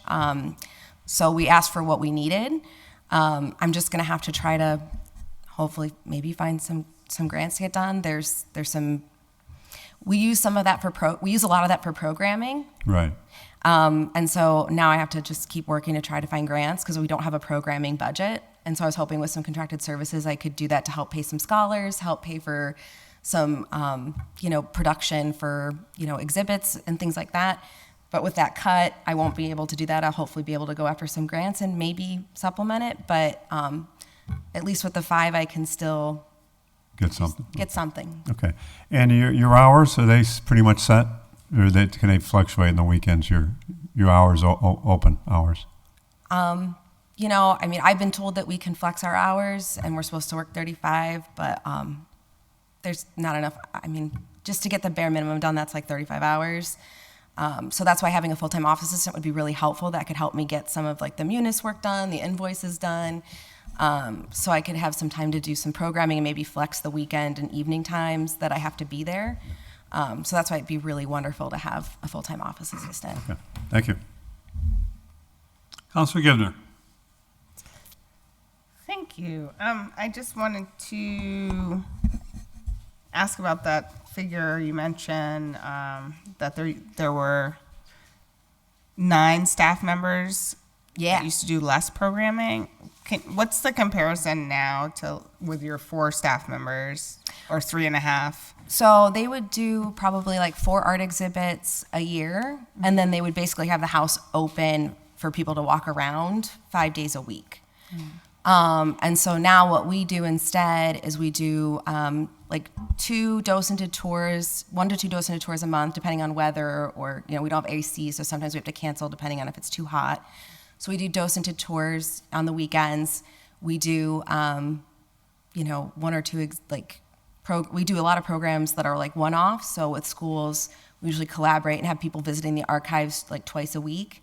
We also have usually 2 or 3 big exhibits a year.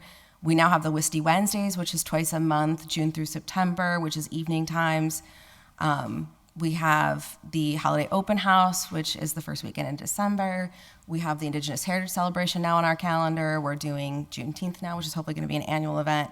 So we're constantly looking. And then we also do, you know, weddings. We do private events. I mean, we have so much on our calendar that it's hard to even compare, to be honest. Thanks.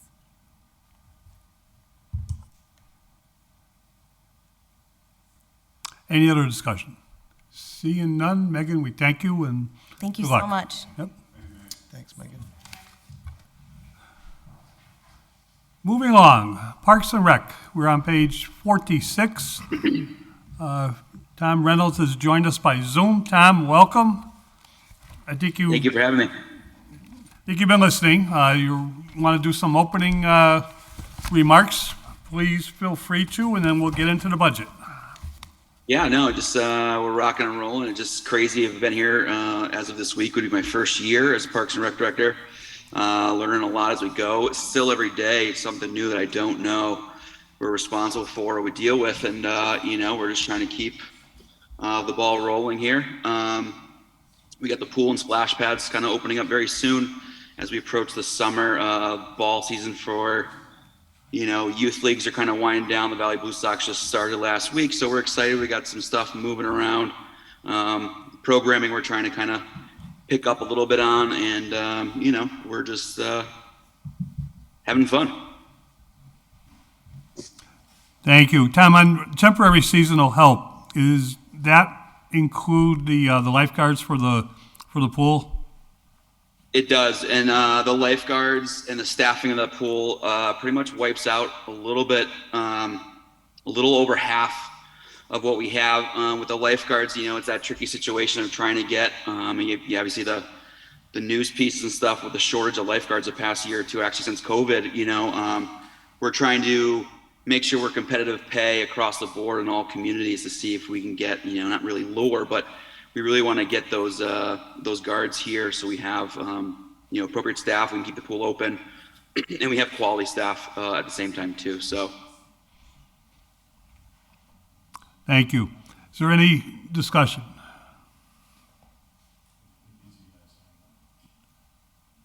Councilor Israel Rivera, who is now on Zoom. My question has to do with the pool, with the fees, and what bucket is the fees put in with regards to the fees and all the costs? Like, is that offsetting the cost for the pool and for the staff? Because I didn't see that in the budget, the revenue piece of that. Yeah, I mean, that cost, I believe, just goes, you know, right into the general fund. We do, you know, offset some of that stuff. We do provide, you know, swim diapers for the little ones and stuff like that. We do provide, you know, sunscreen for our guards. We bring water up there as well. and just try to make sure that everyone's, taken care of up there for the most part. And our lifeguards, again, it's kind of little stuff we can do to make sure that they're happy and being safe with all the stuff that's going on there.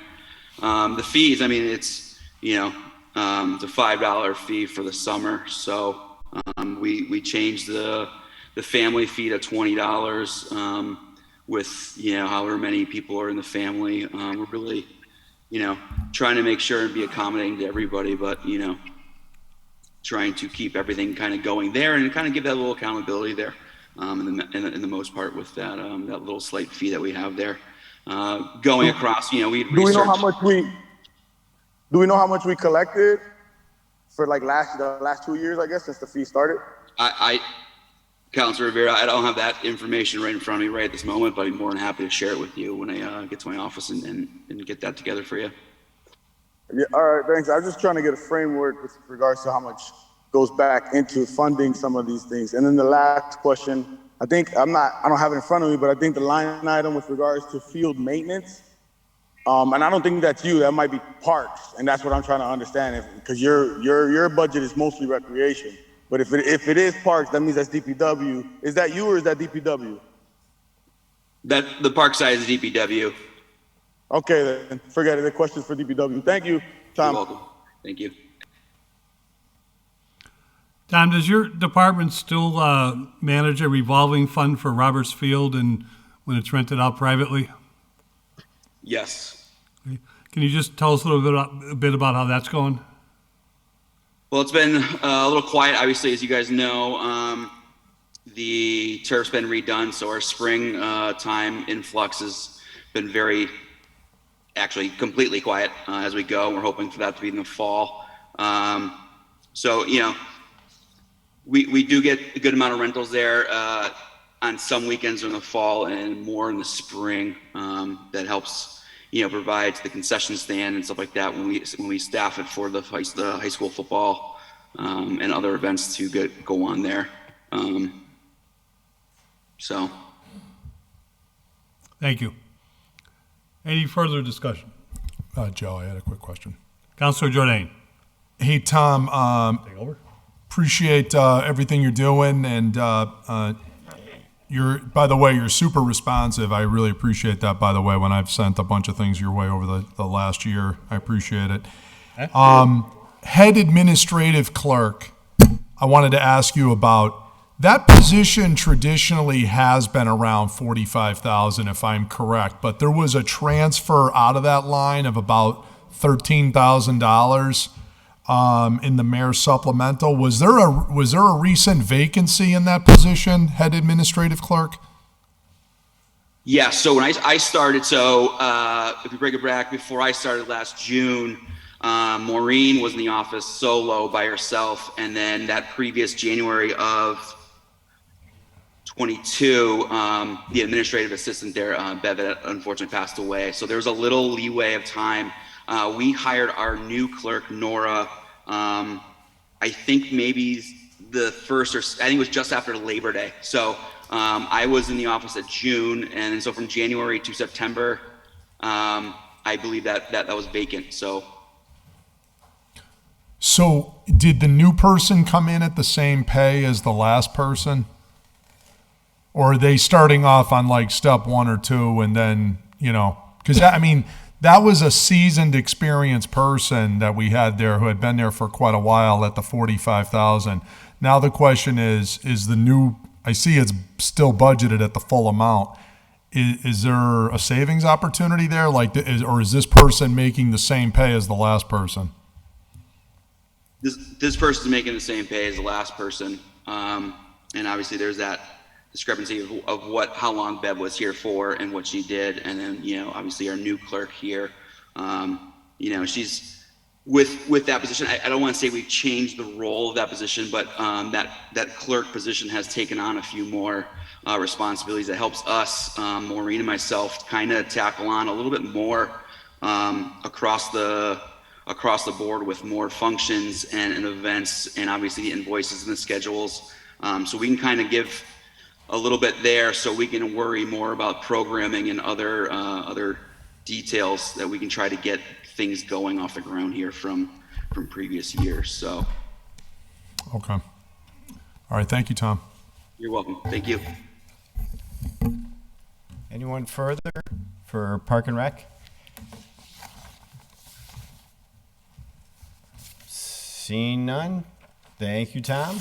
Have a good night, and we're Have a off, good night. off to Council on Aging, page 42.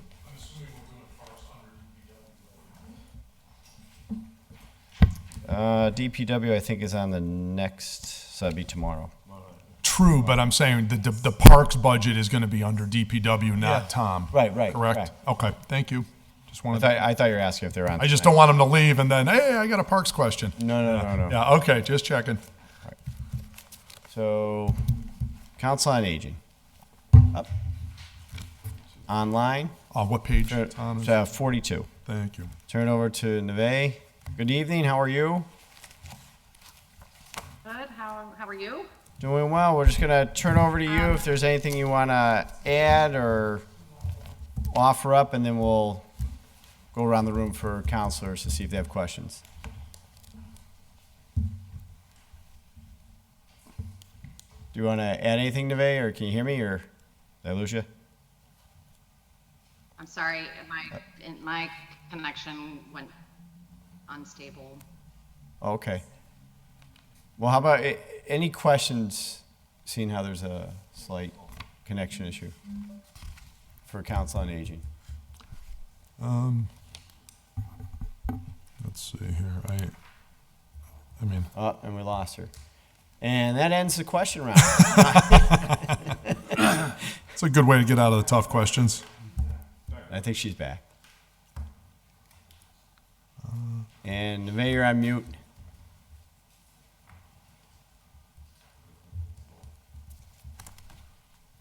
I had just one on motor vehicle fuel I wanted to ask about. See if Senior we can get it. Center, can you hear me? Yep, we can hear you now. Okay. All right, so Councilor Jordan had a question for you. Okay. Hi, Neve. How you doing today? Thank you for what you do for us. We really appreciate it. I had just a couple questions on some of your expense lines. One is relative to motor vehicle fuel, and the other one is a new one that we're seeing in the budget for the first time called clothing expense. Can you tell us about those? We had budgeted $10,000 last year for your motor vehicle fuel, but I see that you're currently only in here for $4,000 now. You had requested 10, but it was only budgeted at 4. So do you think you're going to be able to make it on the 4,000? And then if you could talk to us about the new clothing expense for $750. Hopefully you heard my question. I am trying. About the 10,000, the fuel, yeah, that is actually what we will need. We needed it this year too. Fuel bills came in coming to us very slowly. So as of halfway through the year, it looked like we didn't need it, but in fact, it's just a delay in the billing that is coming to us. Okay. So you think you're going to need the 10,000 then? I do. Okay. Well, I don't have that option. I mean, proposed by the mayor is 4,000. So. Well, that's where yeah, that's kind of my point. So we have the mayor here. I don't know. He's welcome to chime in as to why the 6,000 cut.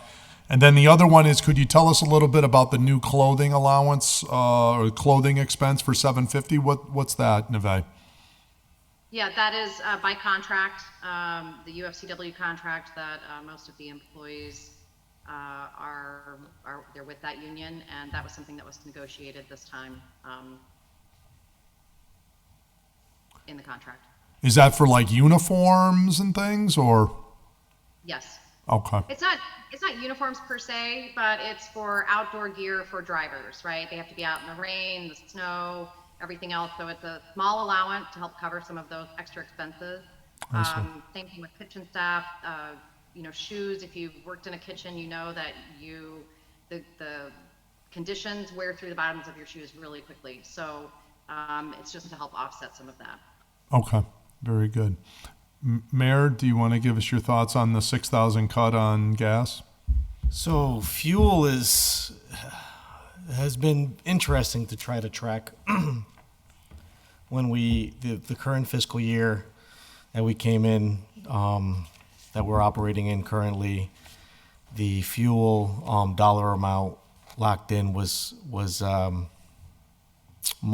high, and the fiscal year we're going into, the contract amount currently for both gas and diesel has almost cut in half, thanks to the good work that the procurement officer has been doing.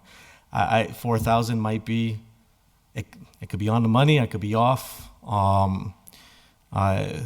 It just hasn't been enough averages for Tanya and I to really get a good handle on what the projected might be for next year. And we're still, Tanya and I are working together and trying to close out those line items and departments that have gone under with the fuel lines. So it's been for gas and diesel, and specifically, it's been tough to really try to track and manage. So it's one of those things where we just have it on our radar to keep our eye on. Right. And when things change, if we're on target, great. If we're not, the practice of finding it elsewhere, doing line item transfers, not my favorite thing, is where that's the one service, the fuel stuff is one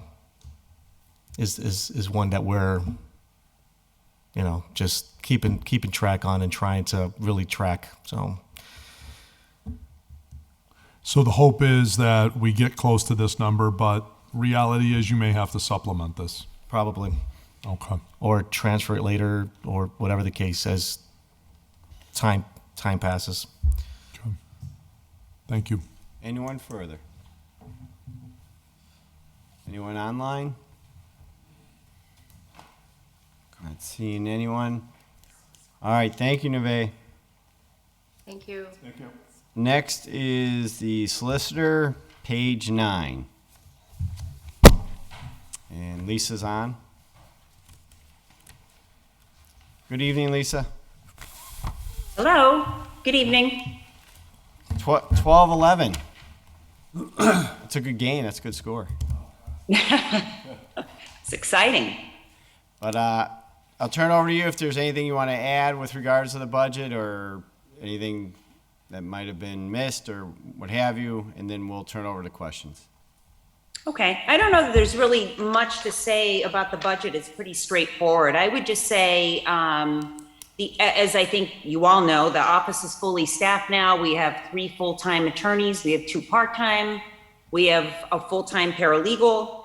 Everyone is finally able to focus on specific areas of municipal law, which is really fantastic to have somebody that can deal with planning, and I'm dealing with cannabis issues now and collective bargaining, and we have somebody doing litigation and somebody working on city council issues. It's really nice that we now can kind of divide up the responsibilities where other department heads are starting to figure out, this is the person I need to go to. They know the most on this subject. And that was our goal in getting the department set up in this way.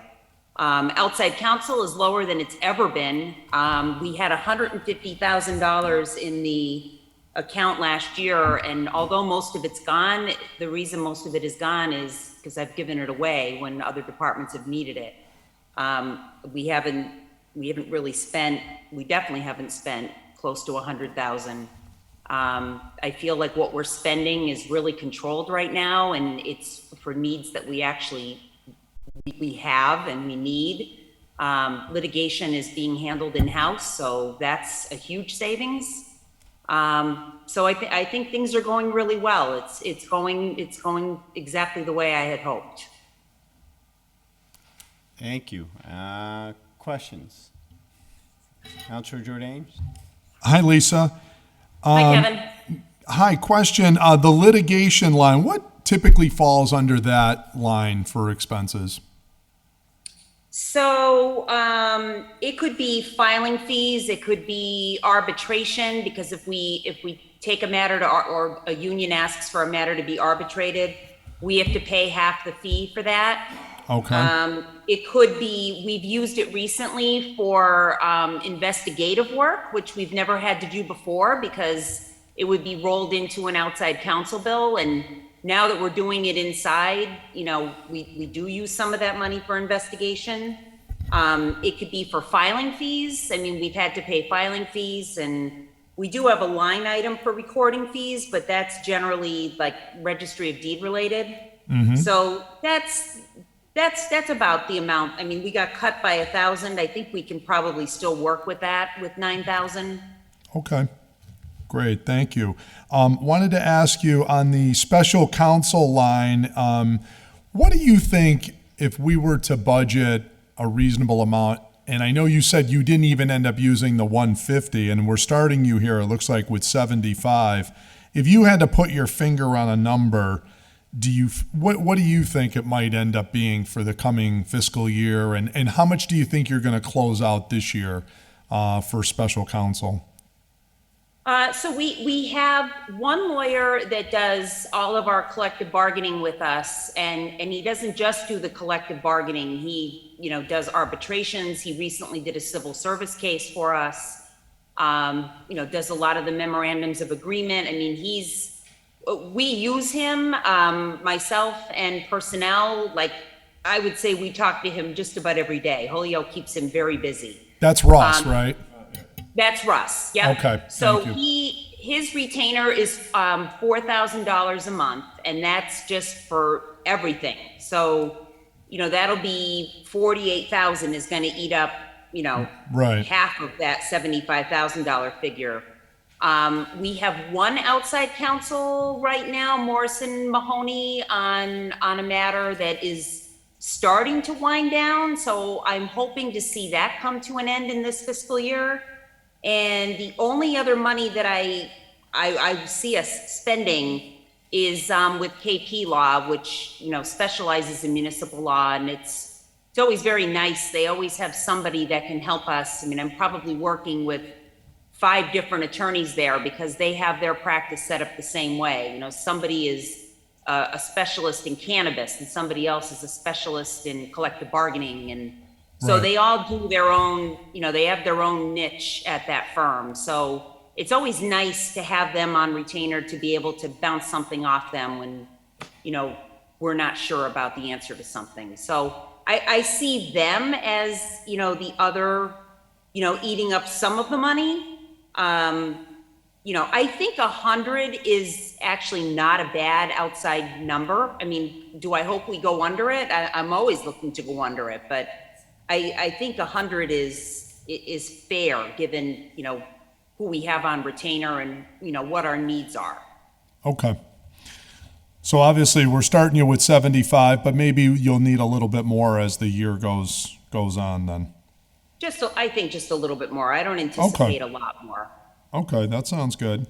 If it's okay, at some point I wanted to ask about claims and damages. Usually the solicitor will weigh in on that line if that's okay. So that's on page 53 for those that are following along. Lisa, usually the law department helps us with the claims and damages, particularly the general line. That's 57630 on page 53. And I know we're put a very tiny $25,000 in there at this point. What are your thoughts in terms of what we might be seeing the current year? And I know it's always a guesstimate as to the next year. What do you see as far as reasonable amounts? Do we have anything that's a potential major risk to the city for, that could be without getting, obviously naming names at this point, but do you have anything that's on the radar? Let's put it this way. Do we have any settlements that could be potentially greater than $25,000 in your opinion? Do we have anything like that? Not that I can see coming into the new fiscal year, but the 25,000 is unfortunately not going to be enough. I do the pothole claims, various auto-related claims. We also do some claims that are related to DPW that I can't get into a whole lot, but any claims that come out of DPW end up getting paid out of that line item as well. So I think 100 is really a reasonable number of what we spend in a year. I think there are years that we go over that, and I think that there's years that we're slightly under it. but a median number is probably about 100,000 if you look back over the last 5 years. I think that's what we generally, because I know there was one year that I had to get money from another department because I just didn't have enough in there to pay the claims that came in that particular year. Okay. So, 25 may get me through a couple months, but I don't see it, getting me even to December. Okay. But as far as exposure of the city, we don't have anything sitting out there, any potential big dollar ones that you're aware of? Nothing, there are some things that I'm hoping are going to wrap up before the end of June. And if that's the case, then I think we can encumber what we have so that we can, be finished with some of the things that are about to come to an end. But I'm not aware of any new ones that are out there that, could take us into October. Okay. All right. Thank you, Lisa. Anyone else? The mayor. They're, working on this budget and bringing stuff forward. There's always bits and pieces where it's like, man, I wish I had never done that, and this one's one of them. I did put in front of you, and it's not to Councilor McGivern's points earlier on at the beginning of the meeting. This is not like anything that we'll do again or in the future, but just to fix that. A free cash transfer of $75,000 into that claims and damages, so it brings it up to 100. As far as the outside counsel? Yep. Last year or this current budget year, we budgeted 0, and we took 150,000, put it in there, see where things are. Because again, just like fuel, it's just one of those. Okay, do we need it? Do we not? How much? They're building up capacity. Maybe they might not need it all. Now we're putting in. We're actually budgeting $75,000, but in front of you with the free cash transfer, we have a $25,000 request transfer to make that 100. But going into years forward, again, we're transitioning, getting off that, so that we're self-sustaining by raising and appropriating based on what after this year, what that sweet spot might be, whether if it's 100, maybe next year it's only about 75 as the department gets better and better with taking care of their own needs. So that. Mayor, question, when you say free cash transfer, that's to cover for fiscal 23, our current year, right? No, that's going into the new fiscal year. You're talking about the ones in front of you or the ones we've done for this current year? So the ones that you have on the finance agenda, we're already doing free cash. That's the money that's got to be spent before July 1. Yeah, I don't think you can do a free cash transfer for next year's budget. Yes, you can. It's not. You have to move it by July 1 out of the free cash cloud. I often refer it to. Once July 1 comes, that window closes and that kind of stays up there, and you can't touch it until your next certification. But you can. Transfer free cash dollar, and we debated this last year as well. This was brought up, and we had to confirm with the auditor and get DLS involved. But you can use free cash dollar So this budget, appropriate for next fiscal year. So if we Wednesday were to vote, because I'm assuming there's something in there that says 75,000 for special counsel, that de facto is or special counsel 25 and for claims and damages 75, that de facto is going to change these budget numbers to 100 and 100? It'll go into the FY24 spending year.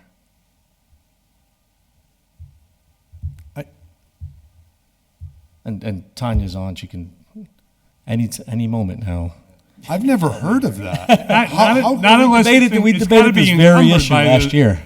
It has to be, I thought, and I could be wrong, I know we had the discussion last year, Mayor, but I thought it had to be encumbered for a specific expense to be carried over into the next fiscal year. The new fiscal year. Yeah.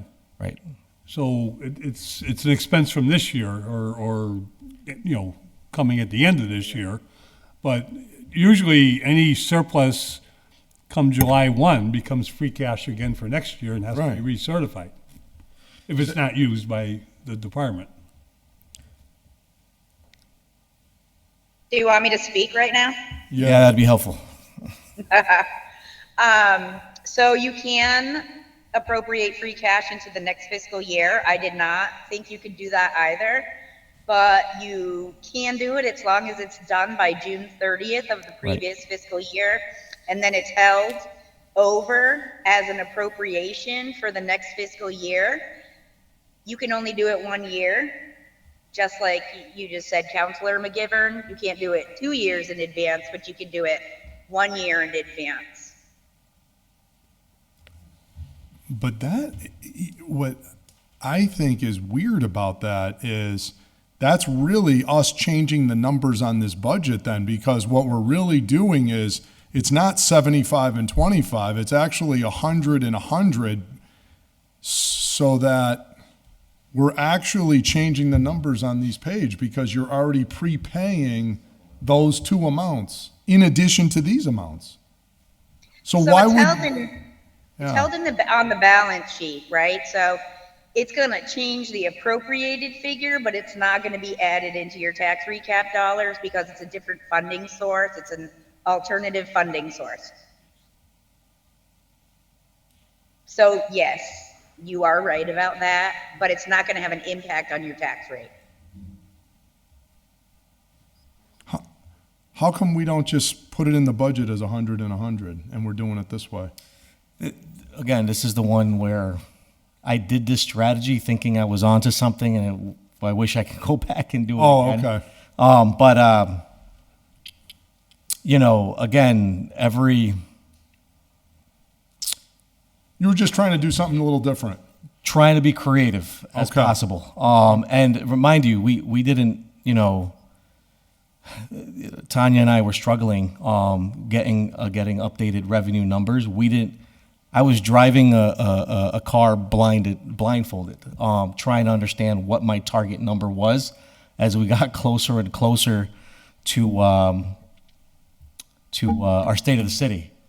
And so at that point, I'm like, all right, looks like I'm cutting. And I just went and I cut and I cut and I kept cutting. So then finally we got our target number, and I said, all right, great. Now we know what we're doing, and we're moving things around. But this was one kind of creative strategy that, I kind of, wish didn't happen, but that's what it is. Okay, so Mayor, and I guess we'll talk about this, but since some of us probably have never seen this approach before, is there any others? Because I'm only asking my questions based on the numbers on the page. Were there any others that are like that? Because I need to know if this is actually the real number. Let me pull up the list. Hold on. It's like a supplemental. It's like a supplemental, but before the year actually even starts. But they're not in the book. Right. Yeah.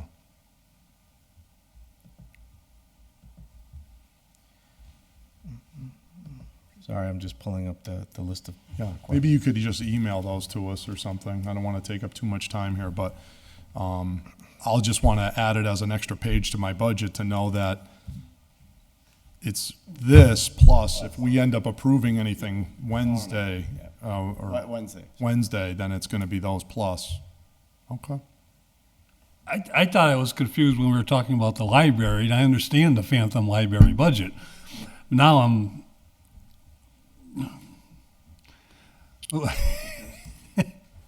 Tom Reynolds is in his second year, and he says he keeps learning things. I'm in my 44th, and I keep learning things. Oh. It's interesting. I remember, again, we last year, I had the same pause, and we had the same very conversation with when free cash became available. And so, yeah, that's the... Councilor Bacon, did you have a question? Okay. Anyone else for the law department? All right. Seeing none. Thank you, Lisa. Next is purchasing, page 4.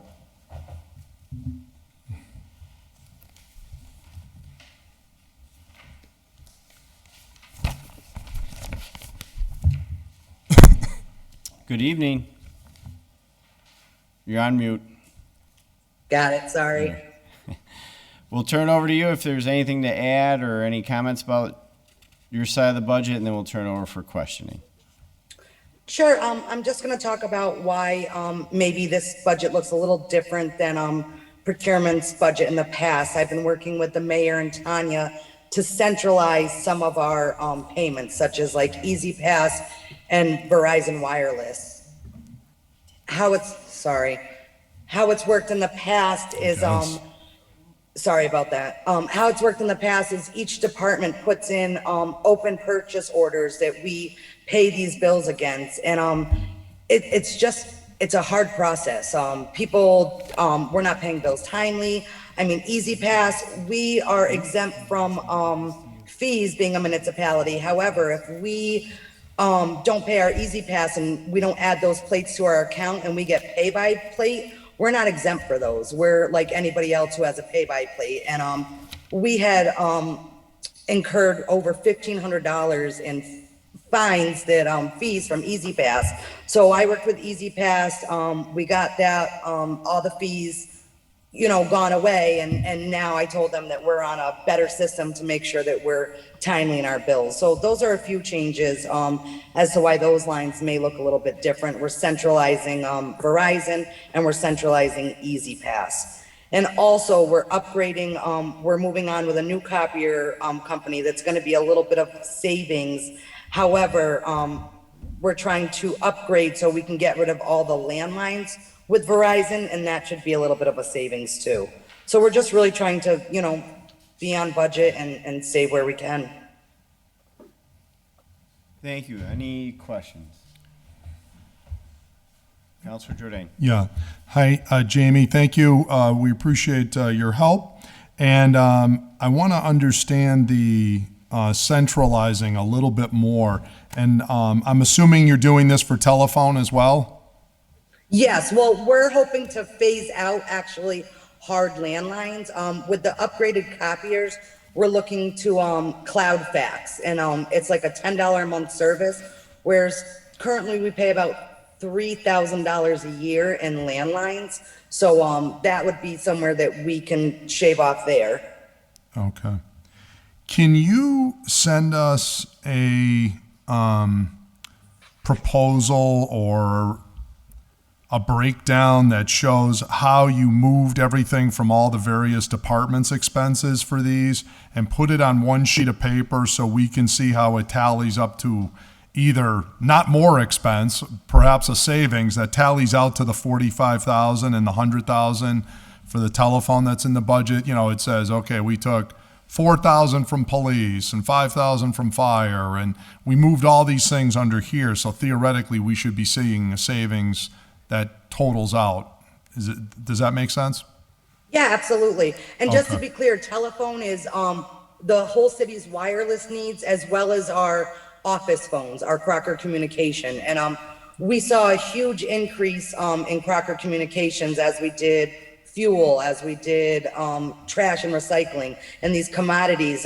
They did a huge increase on their state contract for just, the costs and utilities that have gone up significantly. So part of that, so the phone line is both our city phones and our Verizon Wireless.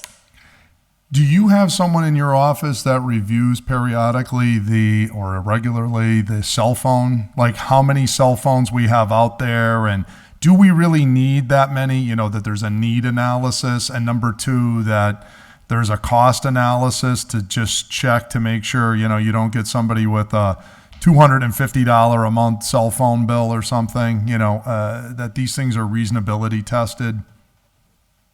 Absolutely. So I'm currently in the office. I'm doing all the contract maintenance. We're currently hiring for an assistant chief to help support. So right now in my office, it's just me and my accounts payable clerk. We're bringing in the assistant chief because we've identified there's more high-level needs than low-level needs.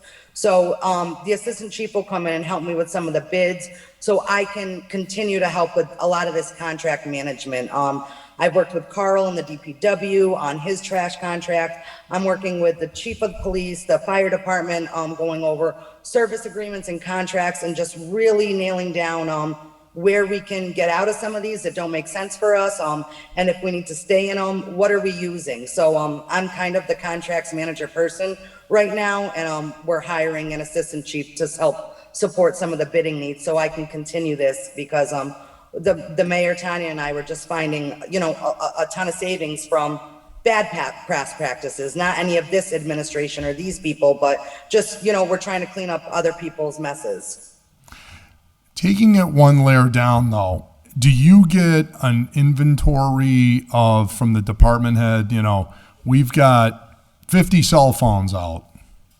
Do you ask for an accounting to make sure that 50 cell phones are even needed, you know, by this particular department, or in this department they have 6 cell phones, you know, and then is somebody actually reviewing, you know, okay, all the other bills, you know, you got $40, $40, $40, $200. Okay, do we pull the bill for the 200 and find out why that one's 200? Do you have people auditing these things? We do that. So I do work with Verizon. So the way the bills are right now, they're broken down by department. So for example, your example of $40, $40, $40, that would be on average most departments with 5 phones or with 1 phone. Then we have a department maybe on Board of Health where they have a $200 a month cell phone because all of their sanitarians all have a work phone because, you know, they're required to. So yes, we do have all those. We don't have one combined bill. The bills are still by department, so we can monitor who has phones, when they have phones. And a good example of that is the city clerk's office. They have election phones. We shut those election phones down when it's not election time, and we turn them back on in September. So these accounts are monitored, and they are, we have the capability to deactivate. Most of the city phones that we get from Verizon, because we are the government customers, the phones are free of charge. Mm-hmm. So you rely on the department heads then to do the auditing of their own phones, like the need to have, you know, we do take the phones back. Like, so if it's a model worth money, but it's outdated. So now since we've gone to 5G service, I believe iPhone 8 is no longer supported by 5G service. So then Pace Butler is an example of a company that will buy our old phones, our old tablets. It's all part of the surplus procurement. So there's not a lot of dollar value in them, but we do try to get whatever we can get for them. As far as new phones, I have to approve all orders. A department doesn't even have the authority to order a phone on their own without my approval. And that's something the mayor had changed and implemented when I came into the office. He said, hey, we got to get a grasp on this Verizon account, so I want you to be the account manager. So we made it that departments aren't able to get a new phone without my approval. So we either make sure that it's a new employee.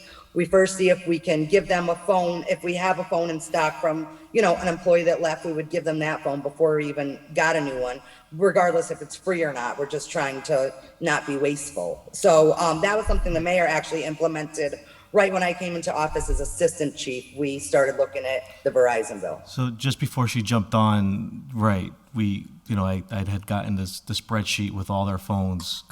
We didn't have a purchasing director at the time. We were looking for one. And I was at that moment, that window where I connected with each of the departments to kind of reconcile what they had. I think we might have found like 2 phones that we were able to shut off that weren't lines that were no longer being used. And then once we kind of reconciled that, I had an active list. And then finally, someone came on board and I said, you know, manage this list and take control of it. No one gets a phone or a new line or anything and speak to Verizon unless they go to this office. Mm-hmm. And so that's where it stood.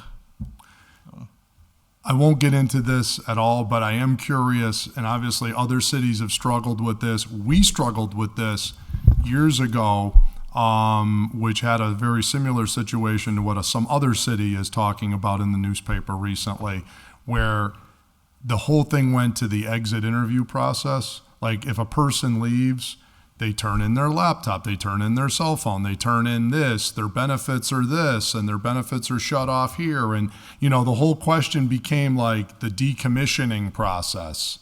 And that way we have a better control of a lot of these different expenses, you know. and making sure that we're returning in all equipment so that when you're going to approve the new person, assuming there is a new person, we've had sort of this whole exit process. It seems like you would incorporate that in whatever your personnel procedures are when people retire, people leave, whatever, how that all works, and then you control the inflow on the other side. So wanted to ask you also about the in-state travel up to 2,100 from 100. Is there some additional training and then I see you have a little bit more here for advertising. I don't know if that was cut for previously and it shouldn't have been cut. If you could just kind of touch on those a little bit, Jamie. Absolutely. So let me go to advertising first. With the influx of ARPA money and the projects that we are able to do that we never dreamed we could do before, we have to procure them correctly. And there's just, we're procuring more than we probably ever have, with ARPA money. So just what we had budgeted before, I don't think that we thought through all the influx in projects we're putting out. So, the advertising and there was actually advertising rates went up as well a little bit, so that's as to part of to why there's a little bit more money there. But my budget was short this year on advertising, so we just look to address that so we're not falling short next year. And then in-state travel, we wanted to make sure that we had money for MMA conferences, and then the Munis conference as well. I did attend the Munis conference in San Antonio back in March with many of the other department heads. Just part of that vision of staying ahead with the technology and making sure that we're utilizing the software that we have. Some of the things even that Andrea spoke about earlier.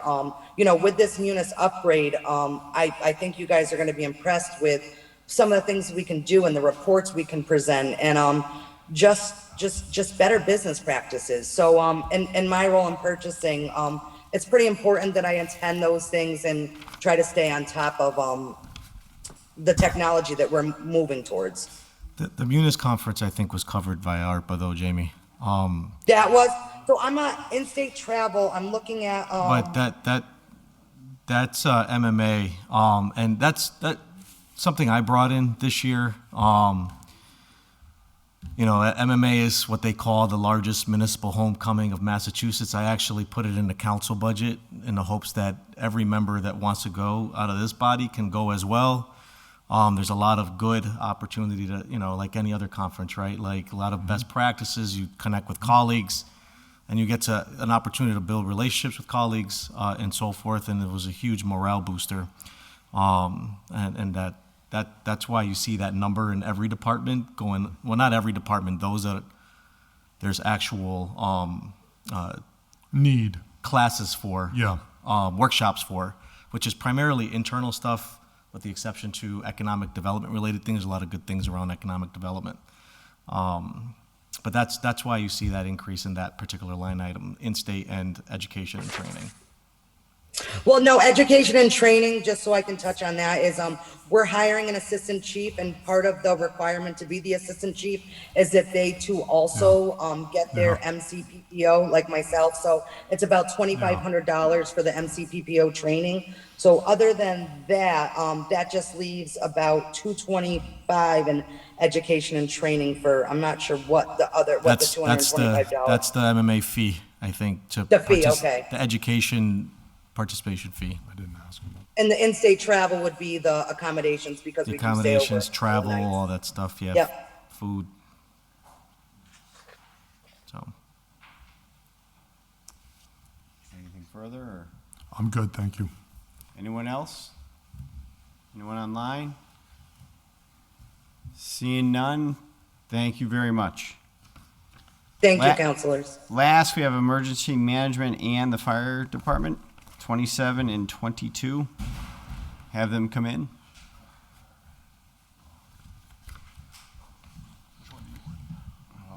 What page is emergency? We have 22 and 27. I don't know.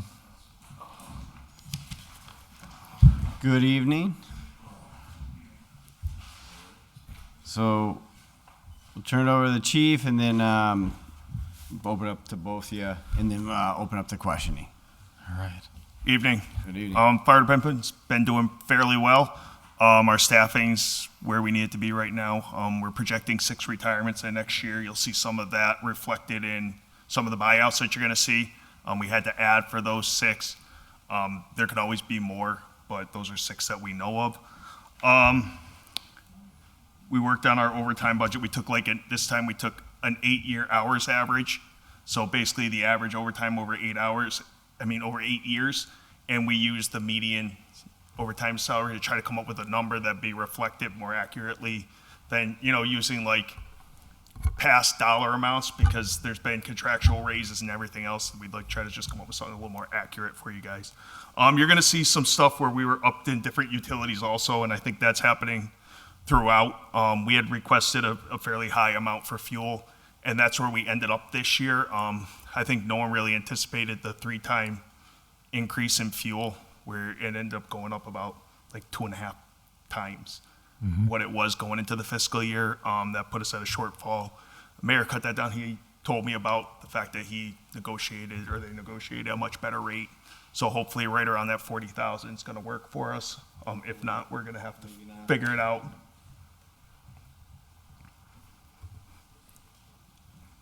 And then you'll notice a new line item. I think it's about 30,000. Yeah, that's for special events. It puts us more like where the police are at, where they have like the parade budget and they have some different events budgets. Normally that would come out of our normal overtime account. The mayor wanted to create a separate account so that we can fund those events where we have, people working overtime to support the events. Well, it's specifically for, those events that are happening on Saturday and Sundays, neighborhood block parties, whatever, that got a permit to do X, Y, Z. We came across many times when, folks would have open grilling at an event that might not be legal. And part of the reason why it's never enforced and people see it is because fire prevention doesn't work on weekends and things like that. When there are neighborhood, whatever the event is, a block party, big or small, we'll know when they're happening, and the chief can plan accordingly to be sure that there's an inspector that observes and makes sure that, everything's on the up and up as far as fire prevention is concerned. Yeah, that gives us the ability to be there for more than just some morning inspections. We also will do, EMS details at them and other things also that help support the events. All right. Any questions? Councilor Jordan? If there's nobody else, I can wait. Councilor Tallman, did you? All right, Councilor Jordan. Oh, okay. So, Chief, on the overtime, thank you for bringing that up and that clarification. So basically, if we did an apples to apples, it would be 445 is what your overtime is. And now that compared to how your run rate is for this year, you think that's going to be comparable, or what are your thoughts? We should be down from this year because we are at full staffing now. We had some staffing difficulties throughout the year trying to get people on board. Fire Academy, we went through a point where we were spending a significant amount of money, up to like $30,000 or more a pay period.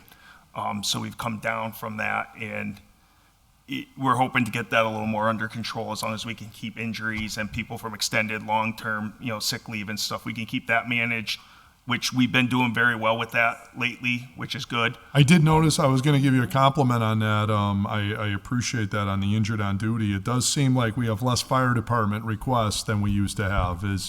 Are you noticing that too? Because I'm noticing that. Does it seem like we we're are? less, It's just right now we're in a good spot. Anything can happen. You go to an accident and people get injured. But yeah, exactly. I don't want to jinx that one. Gil got us with that one the other day. He's like, "Oh, no one," and then we had someone get hurt. Oh, really? Drill. So, but again, injuries happen, but we try to manage them as best we can to try to reduce them. Yeah. It's always better to have our people healthy and. Absolutely. That's something we're all looking for.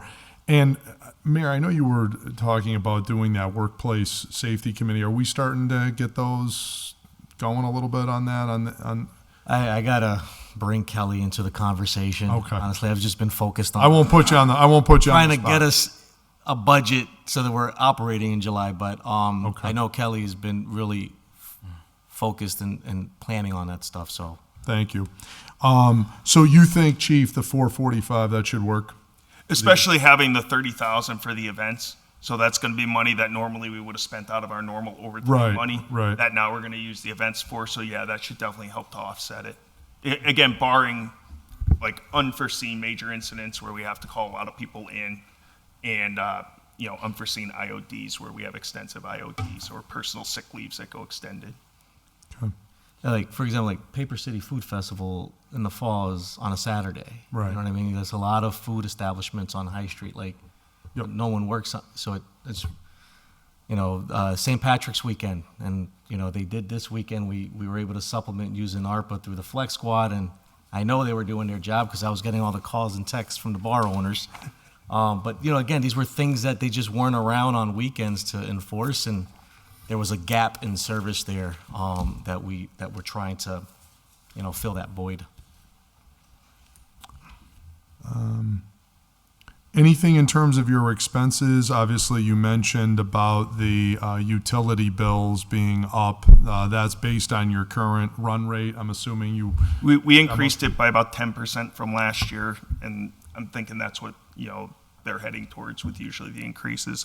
We had a lot of expenditures that we had overestimated based on where the inflation has taken us. You can see it in the motor vehicle supplies.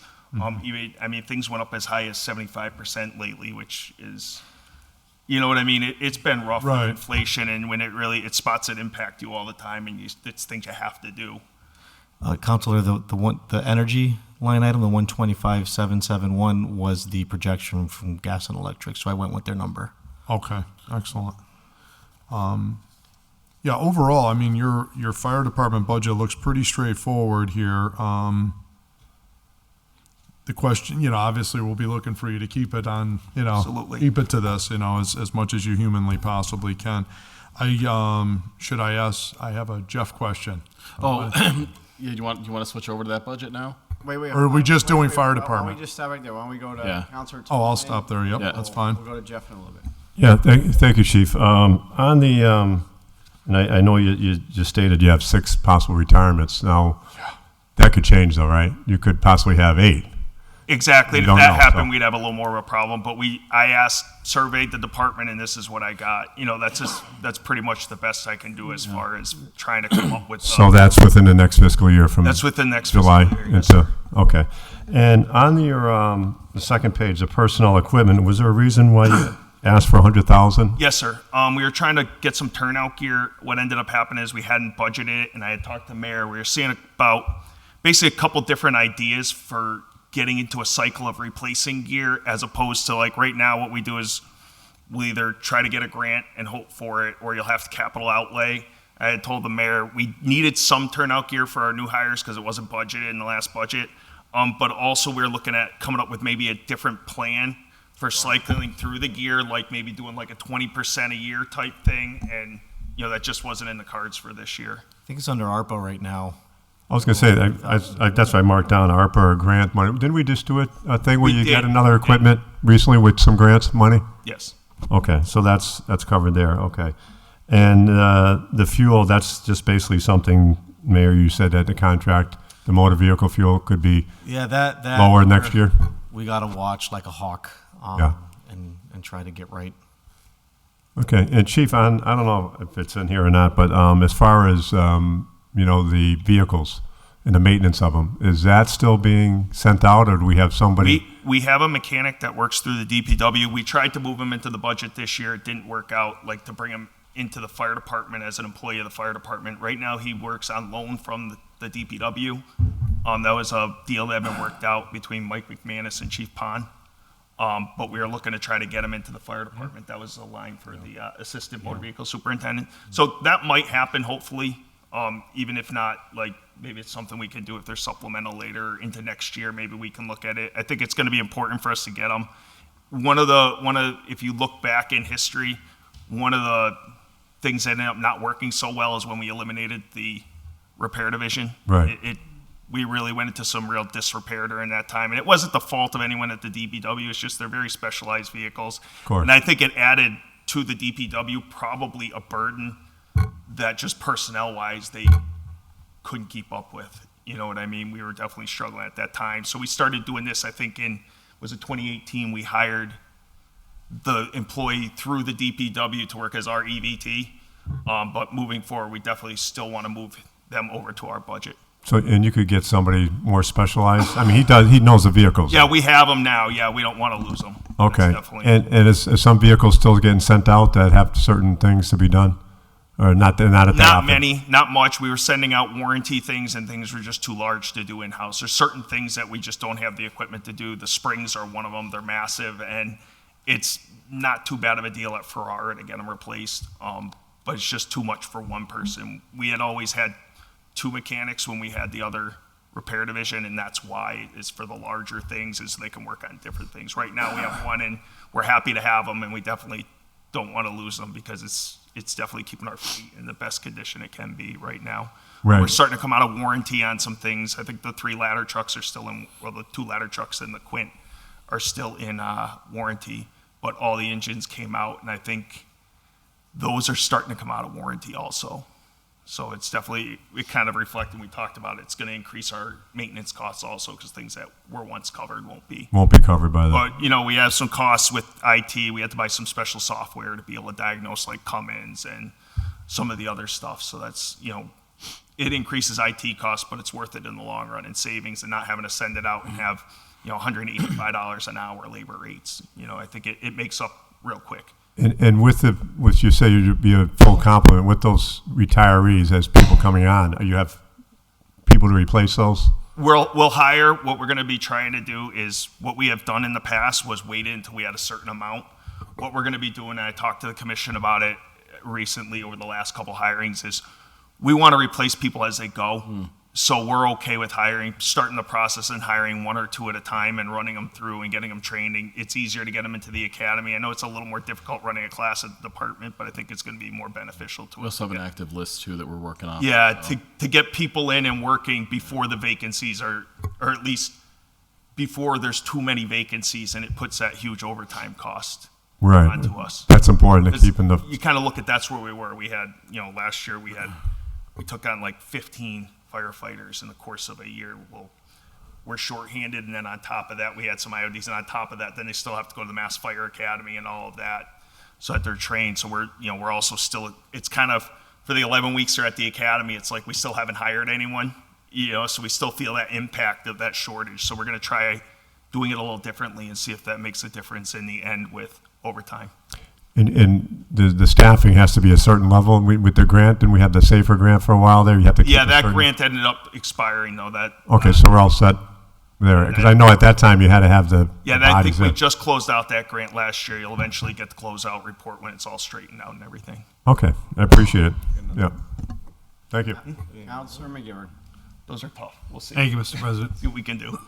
Chief, just on the mechanic, and I dating myself here, but I know it was Mike Sullivan as mayor who proposed that all mechanics be moved into under the DPW umbrella for good reasons, I think, but also because the mechanics between the police department, the fire department, the DPW salaries were all over the board, and he wanted to get consistent. If I remember correctly, the last fire department mechanic salary became equal to a deputy chief, and if anything in history tells us, I think, Mike Sullivan was just trying to be fair and trying to do it the right way. It is what it is, but I understand this specialty. Administrative assistant, 1? 1. Okay. I'm not asking any other questions on that. We're Fair back enough. to where we're supposed to be. 1. It wasn't supposed to be 1. There's a story. There's always a story. I am not against acting out of grade, but when you planned for this budget, can you explain the acting out of grade, what you're projecting this year? I'm going to go take a look at it. I think that goes back on our normal averages. Let me find the line item.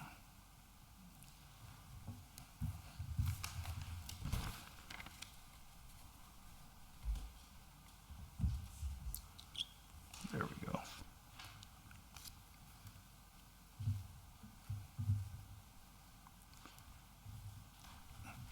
Yeah, so we went with 24,000. I think we had to move money into acting at a grade this year, so we projected a higher amount.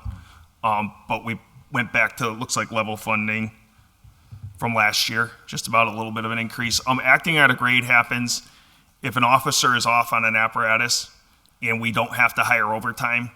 By contract, we still have to pay someone the rate of the officer, and that's where pretty much all of that acting out of grade comes from. If the officer's out an extended amount of time or just even one tour, you have to pay someone the difference in the pay between a private and, let's say, a lieutenant, for them to sit down, take the responsibility, and be the officer for that day. Okay. Like I said, I understand. I'm not against it. I'm just curious as to how you project it, and that makes sense. Two questions, and I understand, and I agree with the mayor, and I think we started this with the police department about this overtime. But who in the fire department inspects these operations? What position? What do you mean by that, Counselor? Well, who's getting the overtime? If there's the mayor said a private event, a special event. Oh, the details would go out to people who, we have a list of people that work details. If it's something where it's fire prevention, so it's enforcement, it would have to be one of the fire prevention officers. But they're not, is it a firefighter? Is it a lieutenant? Fire prevention's a captain and 3 lieutenants. So it'd be one of them if it's a fire prevention detail where you have to go out and actually do code enforcement. If it's something like EMS or something else, we have a detail list where people sign up to do the details, and then we hire them off of the detail list. And they could be firefighters. Because, the fire department's 24/7.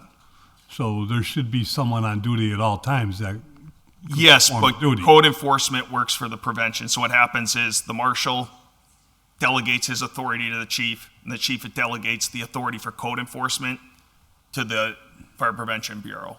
So they're actually the only ones who can go out and enforce code by law.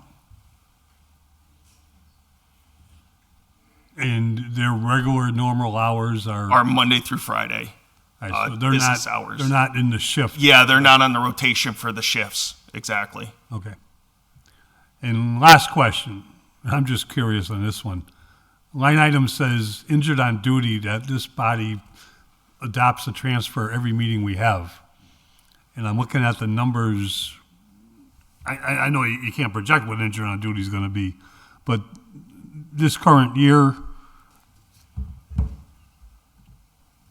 maybe I'm reading it wrong. This current year looks like 34,000 through the first 6 months. Yes, sir.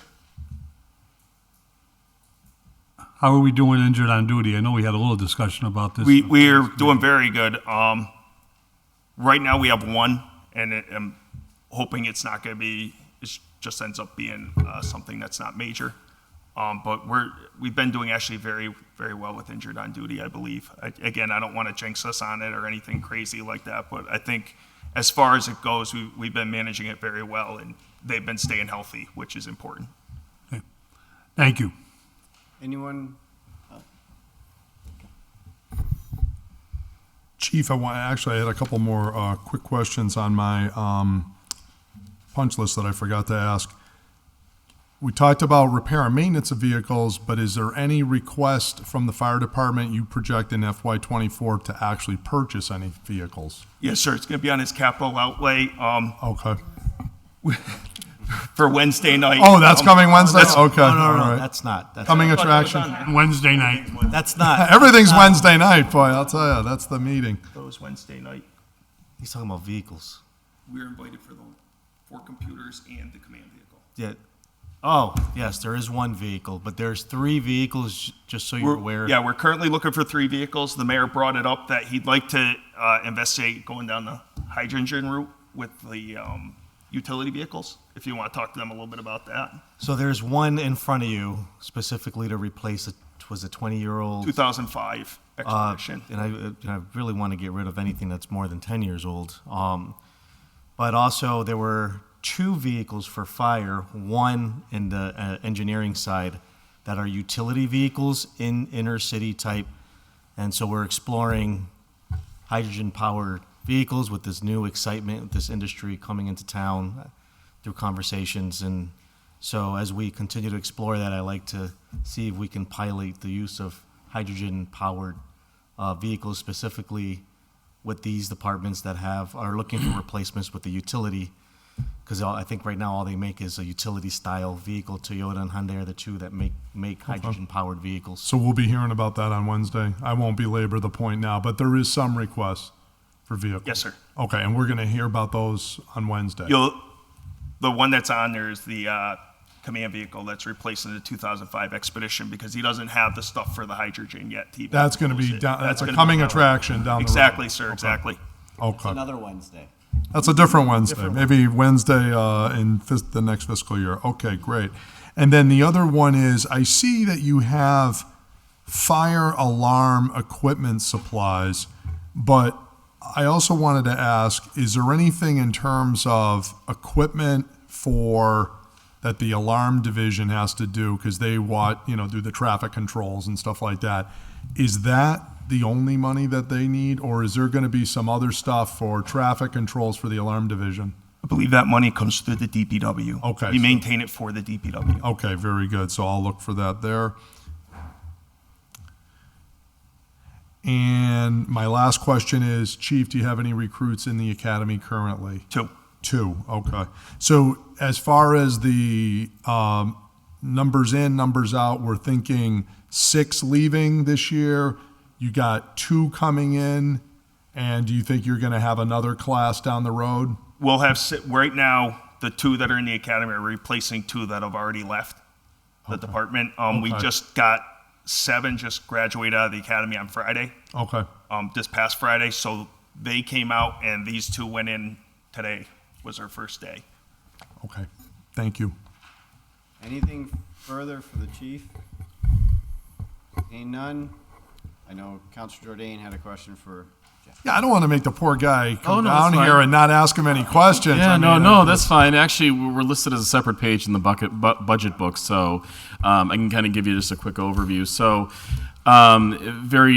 obviously a very small budget compared to the fire department, but it's very intentional in the sense that it's a $20,000 total budget, and it's done that way so that we're eligible to receive a matching grant.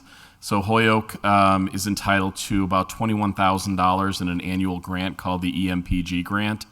That funding can be used to purchase equipment, do training, do planning. For the past couple of years, we've been using it to purchase equipment that the city can use for emergency purposes.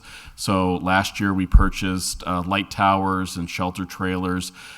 This year we're actually looking to replace a 10-year-old drone that is operated by the fire department and is used by all city departments, from police, fire, building department, if they're looking to, kind of look at damage on buildings and whatnot. So it's really a shared asset, and we're also using that money to purchase an underwater drone. Underwater drone can be used to, obviously we have many waterways here in Holyoke in addition to the canals, where we can put that in for search and rescue purposes or evidence collection, so we don't have to risk putting first responders' lives in danger. So you'll notice that we have the $14,000 emergency notification system. That's something that we pay for anyway. We rolled it into that budget along with the salary and $1,000 for supplies. The $1,000 for supplies go to fund our 40-plus member community emergency response team. So that team is citizens in Holyoke that come together. They receive training, and they make themselves available to volunteer for various events. So in addition to the planned events like the parade, the road race, Pride Fest, the fireworks, the various festivals that we do here in the city, they've also served a number of times since their creation, aiding and assisting residents of Holyoke after large incidents. So we've had fires where the CERT team has stepped forward to provide support for those families that were displaced by the disaster. And I just want to tell a quick story that we had an apartment fire where almost 30 people were on the street. It was a cold day.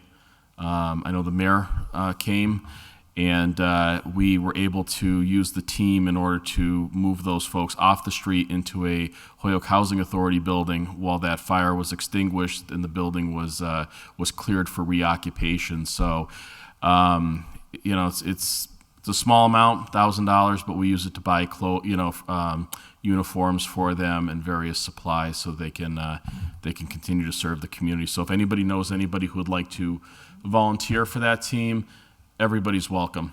And I look at it like this: I'd rather have 100 people signed up, because you never know, during a disaster somebody may be impacted by the disaster and they're not able to step up. So we hope out of the 100 we maybe get 10, 15 people that are available to serve. So we also have a nice strong mutual aid agreement with City of Chicopee. We use their assets. We've used them for various events, and we use their team members. And the nice thing is, if something's impacting Chicopee, we can come in and assist. If something's impacting Holyoke and our families are impacted, they can come in and assist. So that's kind of the theory behind how the budget is constructed. So, but I'm happy to answer any questions about the department or the budget.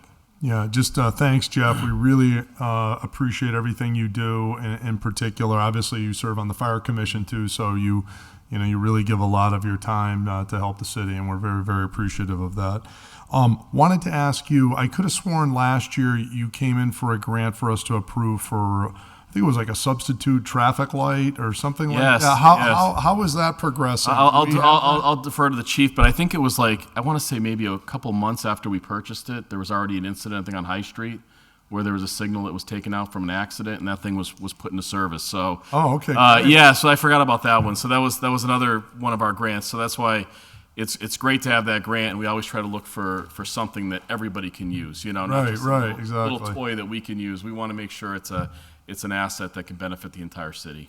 So. Where do we operate, like emergency management stuff? If there's I think of the old civil defense from the old days. Yeah, no, happy to talk about this. So obviously times have changed, right? Yep. So with everybody having their own mobile device, it's I think now we do have an emergency operations center which we use for planned events. So the parade, road race, we operate right out of the fire headquarters. Okay. And the nice thing is we equip that room with various technologies, and it's not just used 1% of the year, it's used for training. Right. So we have firefighters in there, they're doing training classes, they're using basically the same equipment that we would use during an emergency.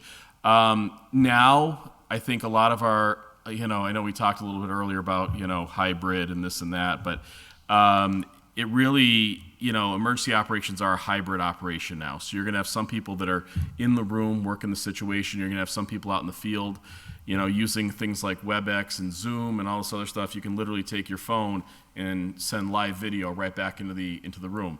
It also enables folks that are remote, folks that are part of different agencies, that there's like a commute time to get to the room. They can already be online contributing information. So we have an operations center, we staff it, we use it. Gone are the days where we'd want to buy computers to just sit there, right? Everybody kind of brings their own device. We just make sure we have enough power and we have enough bandwidth for internet. But we also run it virtually. Like we were doing over the winter, we had a number of activations for some of the more severe snowstorms. So we'd have all the different department heads on the line. Mayor would be there. We even had, I think, Todd was. President McGee was on some of those calls.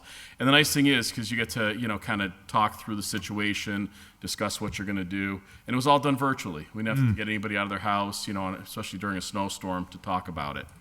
So it's obviously things have changed with the times. We do a lot of mutual aid with other communities. Why should we? If we're looking at what kind of resources we want, we have different repositories of resources. So we have what we have here in the city, we have what our neighbors have, and then we have what Homeland Security has purchased, and those caches are available. I know probably the closest one is Hampden County Jail. So we work with the Sheriff's Department. If we need something from them, they're open 24/7. They can send it out to us. So it's really it's something that I think we're well positioned. We have a lot of good department heads that really care about the city, and we have all the right pieces, and it's just a matter of putting the puzzle together regardless of whatever situation happens to hit us. In terms of like resources, do we have either access to food or these type of different perishable potentially supplies, unless it's the the stuff that lasts for 25 years type food? We don't want to torture anybody with exactly. that stuff. Yeah. I was gonna say. Yeah, right now. So if there's a fire, you have access to help people get food or and all that stuff, and it's a certain place, and we bring them in, type of thing. Yeah, absolutely. So we got a couple things we can do for food service, right? I mean, we're very lucky to partner with organizations like Kate's Kitchen, Providence Ministries. Sure. Ran a number of shelters for folks who are truly homeless, and we had folks coming in with the socks frozen to their legs. I mean, we ran shelters probably about 6-7 times, right, Mayor? And then I think the one I recall is Christmas Eve. We had a shelter open, really cold weather, bad weather. We had it open, and the folks volunteered their time on Christmas Eve, and especially the folks at Providence Ministries who partnered with us to host that shelter. We had about 30 individuals in there. So we basically were able to give 30 folks, a holiday from the street and be able to get them in there. They have a full service kitchen. They have a pantry. They were able to supply the food. One thing we have found that when we've had large fires and disasters, the community here in Holyoke is very responsive. And a lot of the small business owners and restaurants will offer to make food and bring food down, and to the point where we have too much. Right. Okay. So no, I mean, it's true, and especially when we ask for supplies, clothing, canned food, we get a lot of donations, and then we use, like I said, Kate's Kitchen as a way to process that. Right. And then help stock their shelves with the excess. And we know that you've developed a network. And that's one thing through the CERT team. We've had a lot of those individuals who would just, indigenously respond to an emergency. They've kind of banded together. So we have two groups. We have that group of citizen volunteers, and then we have a group of social service agencies here in the city. So if it's anything from a housing crisis where we lose a major, apartment complex, and we have a lot of folks that are on the street, working with those professional organizations to try to get folks placed, and also, working with the citizen volunteers to look at more of some of the comfort items, right? So, I mean, I know when we had a, natural disaster hit Puerto Rico last September, right? October. Yeah. Right. So we had a number of our volunteers were making care packages to send to family, friends, and just in general to the impacted area. So it's been great. And like you said, that network that we've developed is really, we got 40 people on a text message. We can rally that support relatively quickly. So it's something we're very proud of. Great. And obviously not seen here in your budget. It's just all these resources that you bring to bear and these things. And it's just fantastic. So, we received comments from, and this has nothing to do with myself. It's really truly the community of Holyoke. When the Red Cross shows up to fires here in Holyoke, they self-admit, I'm on the board for the Red Cross. So, there's nothing against them. It's just, they come in and they said there's not really much to do because Holyoke takes care of its own. Mm-hmm.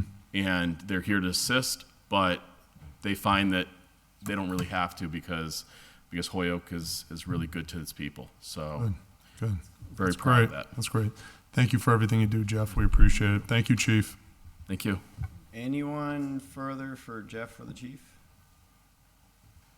Seeing none, thank you both very much. Before we go, because that was the last two items, Councilor Murphy Ramboletti has her hand up. Thank you, Mr. President. I just had a quick question, more of a clarifying question. I just am not, I didn't understand, do we usually not have the Office for Community Development in the budget? I understand that it's HUD funding and we don't really oversee that, but do we just not see that budget?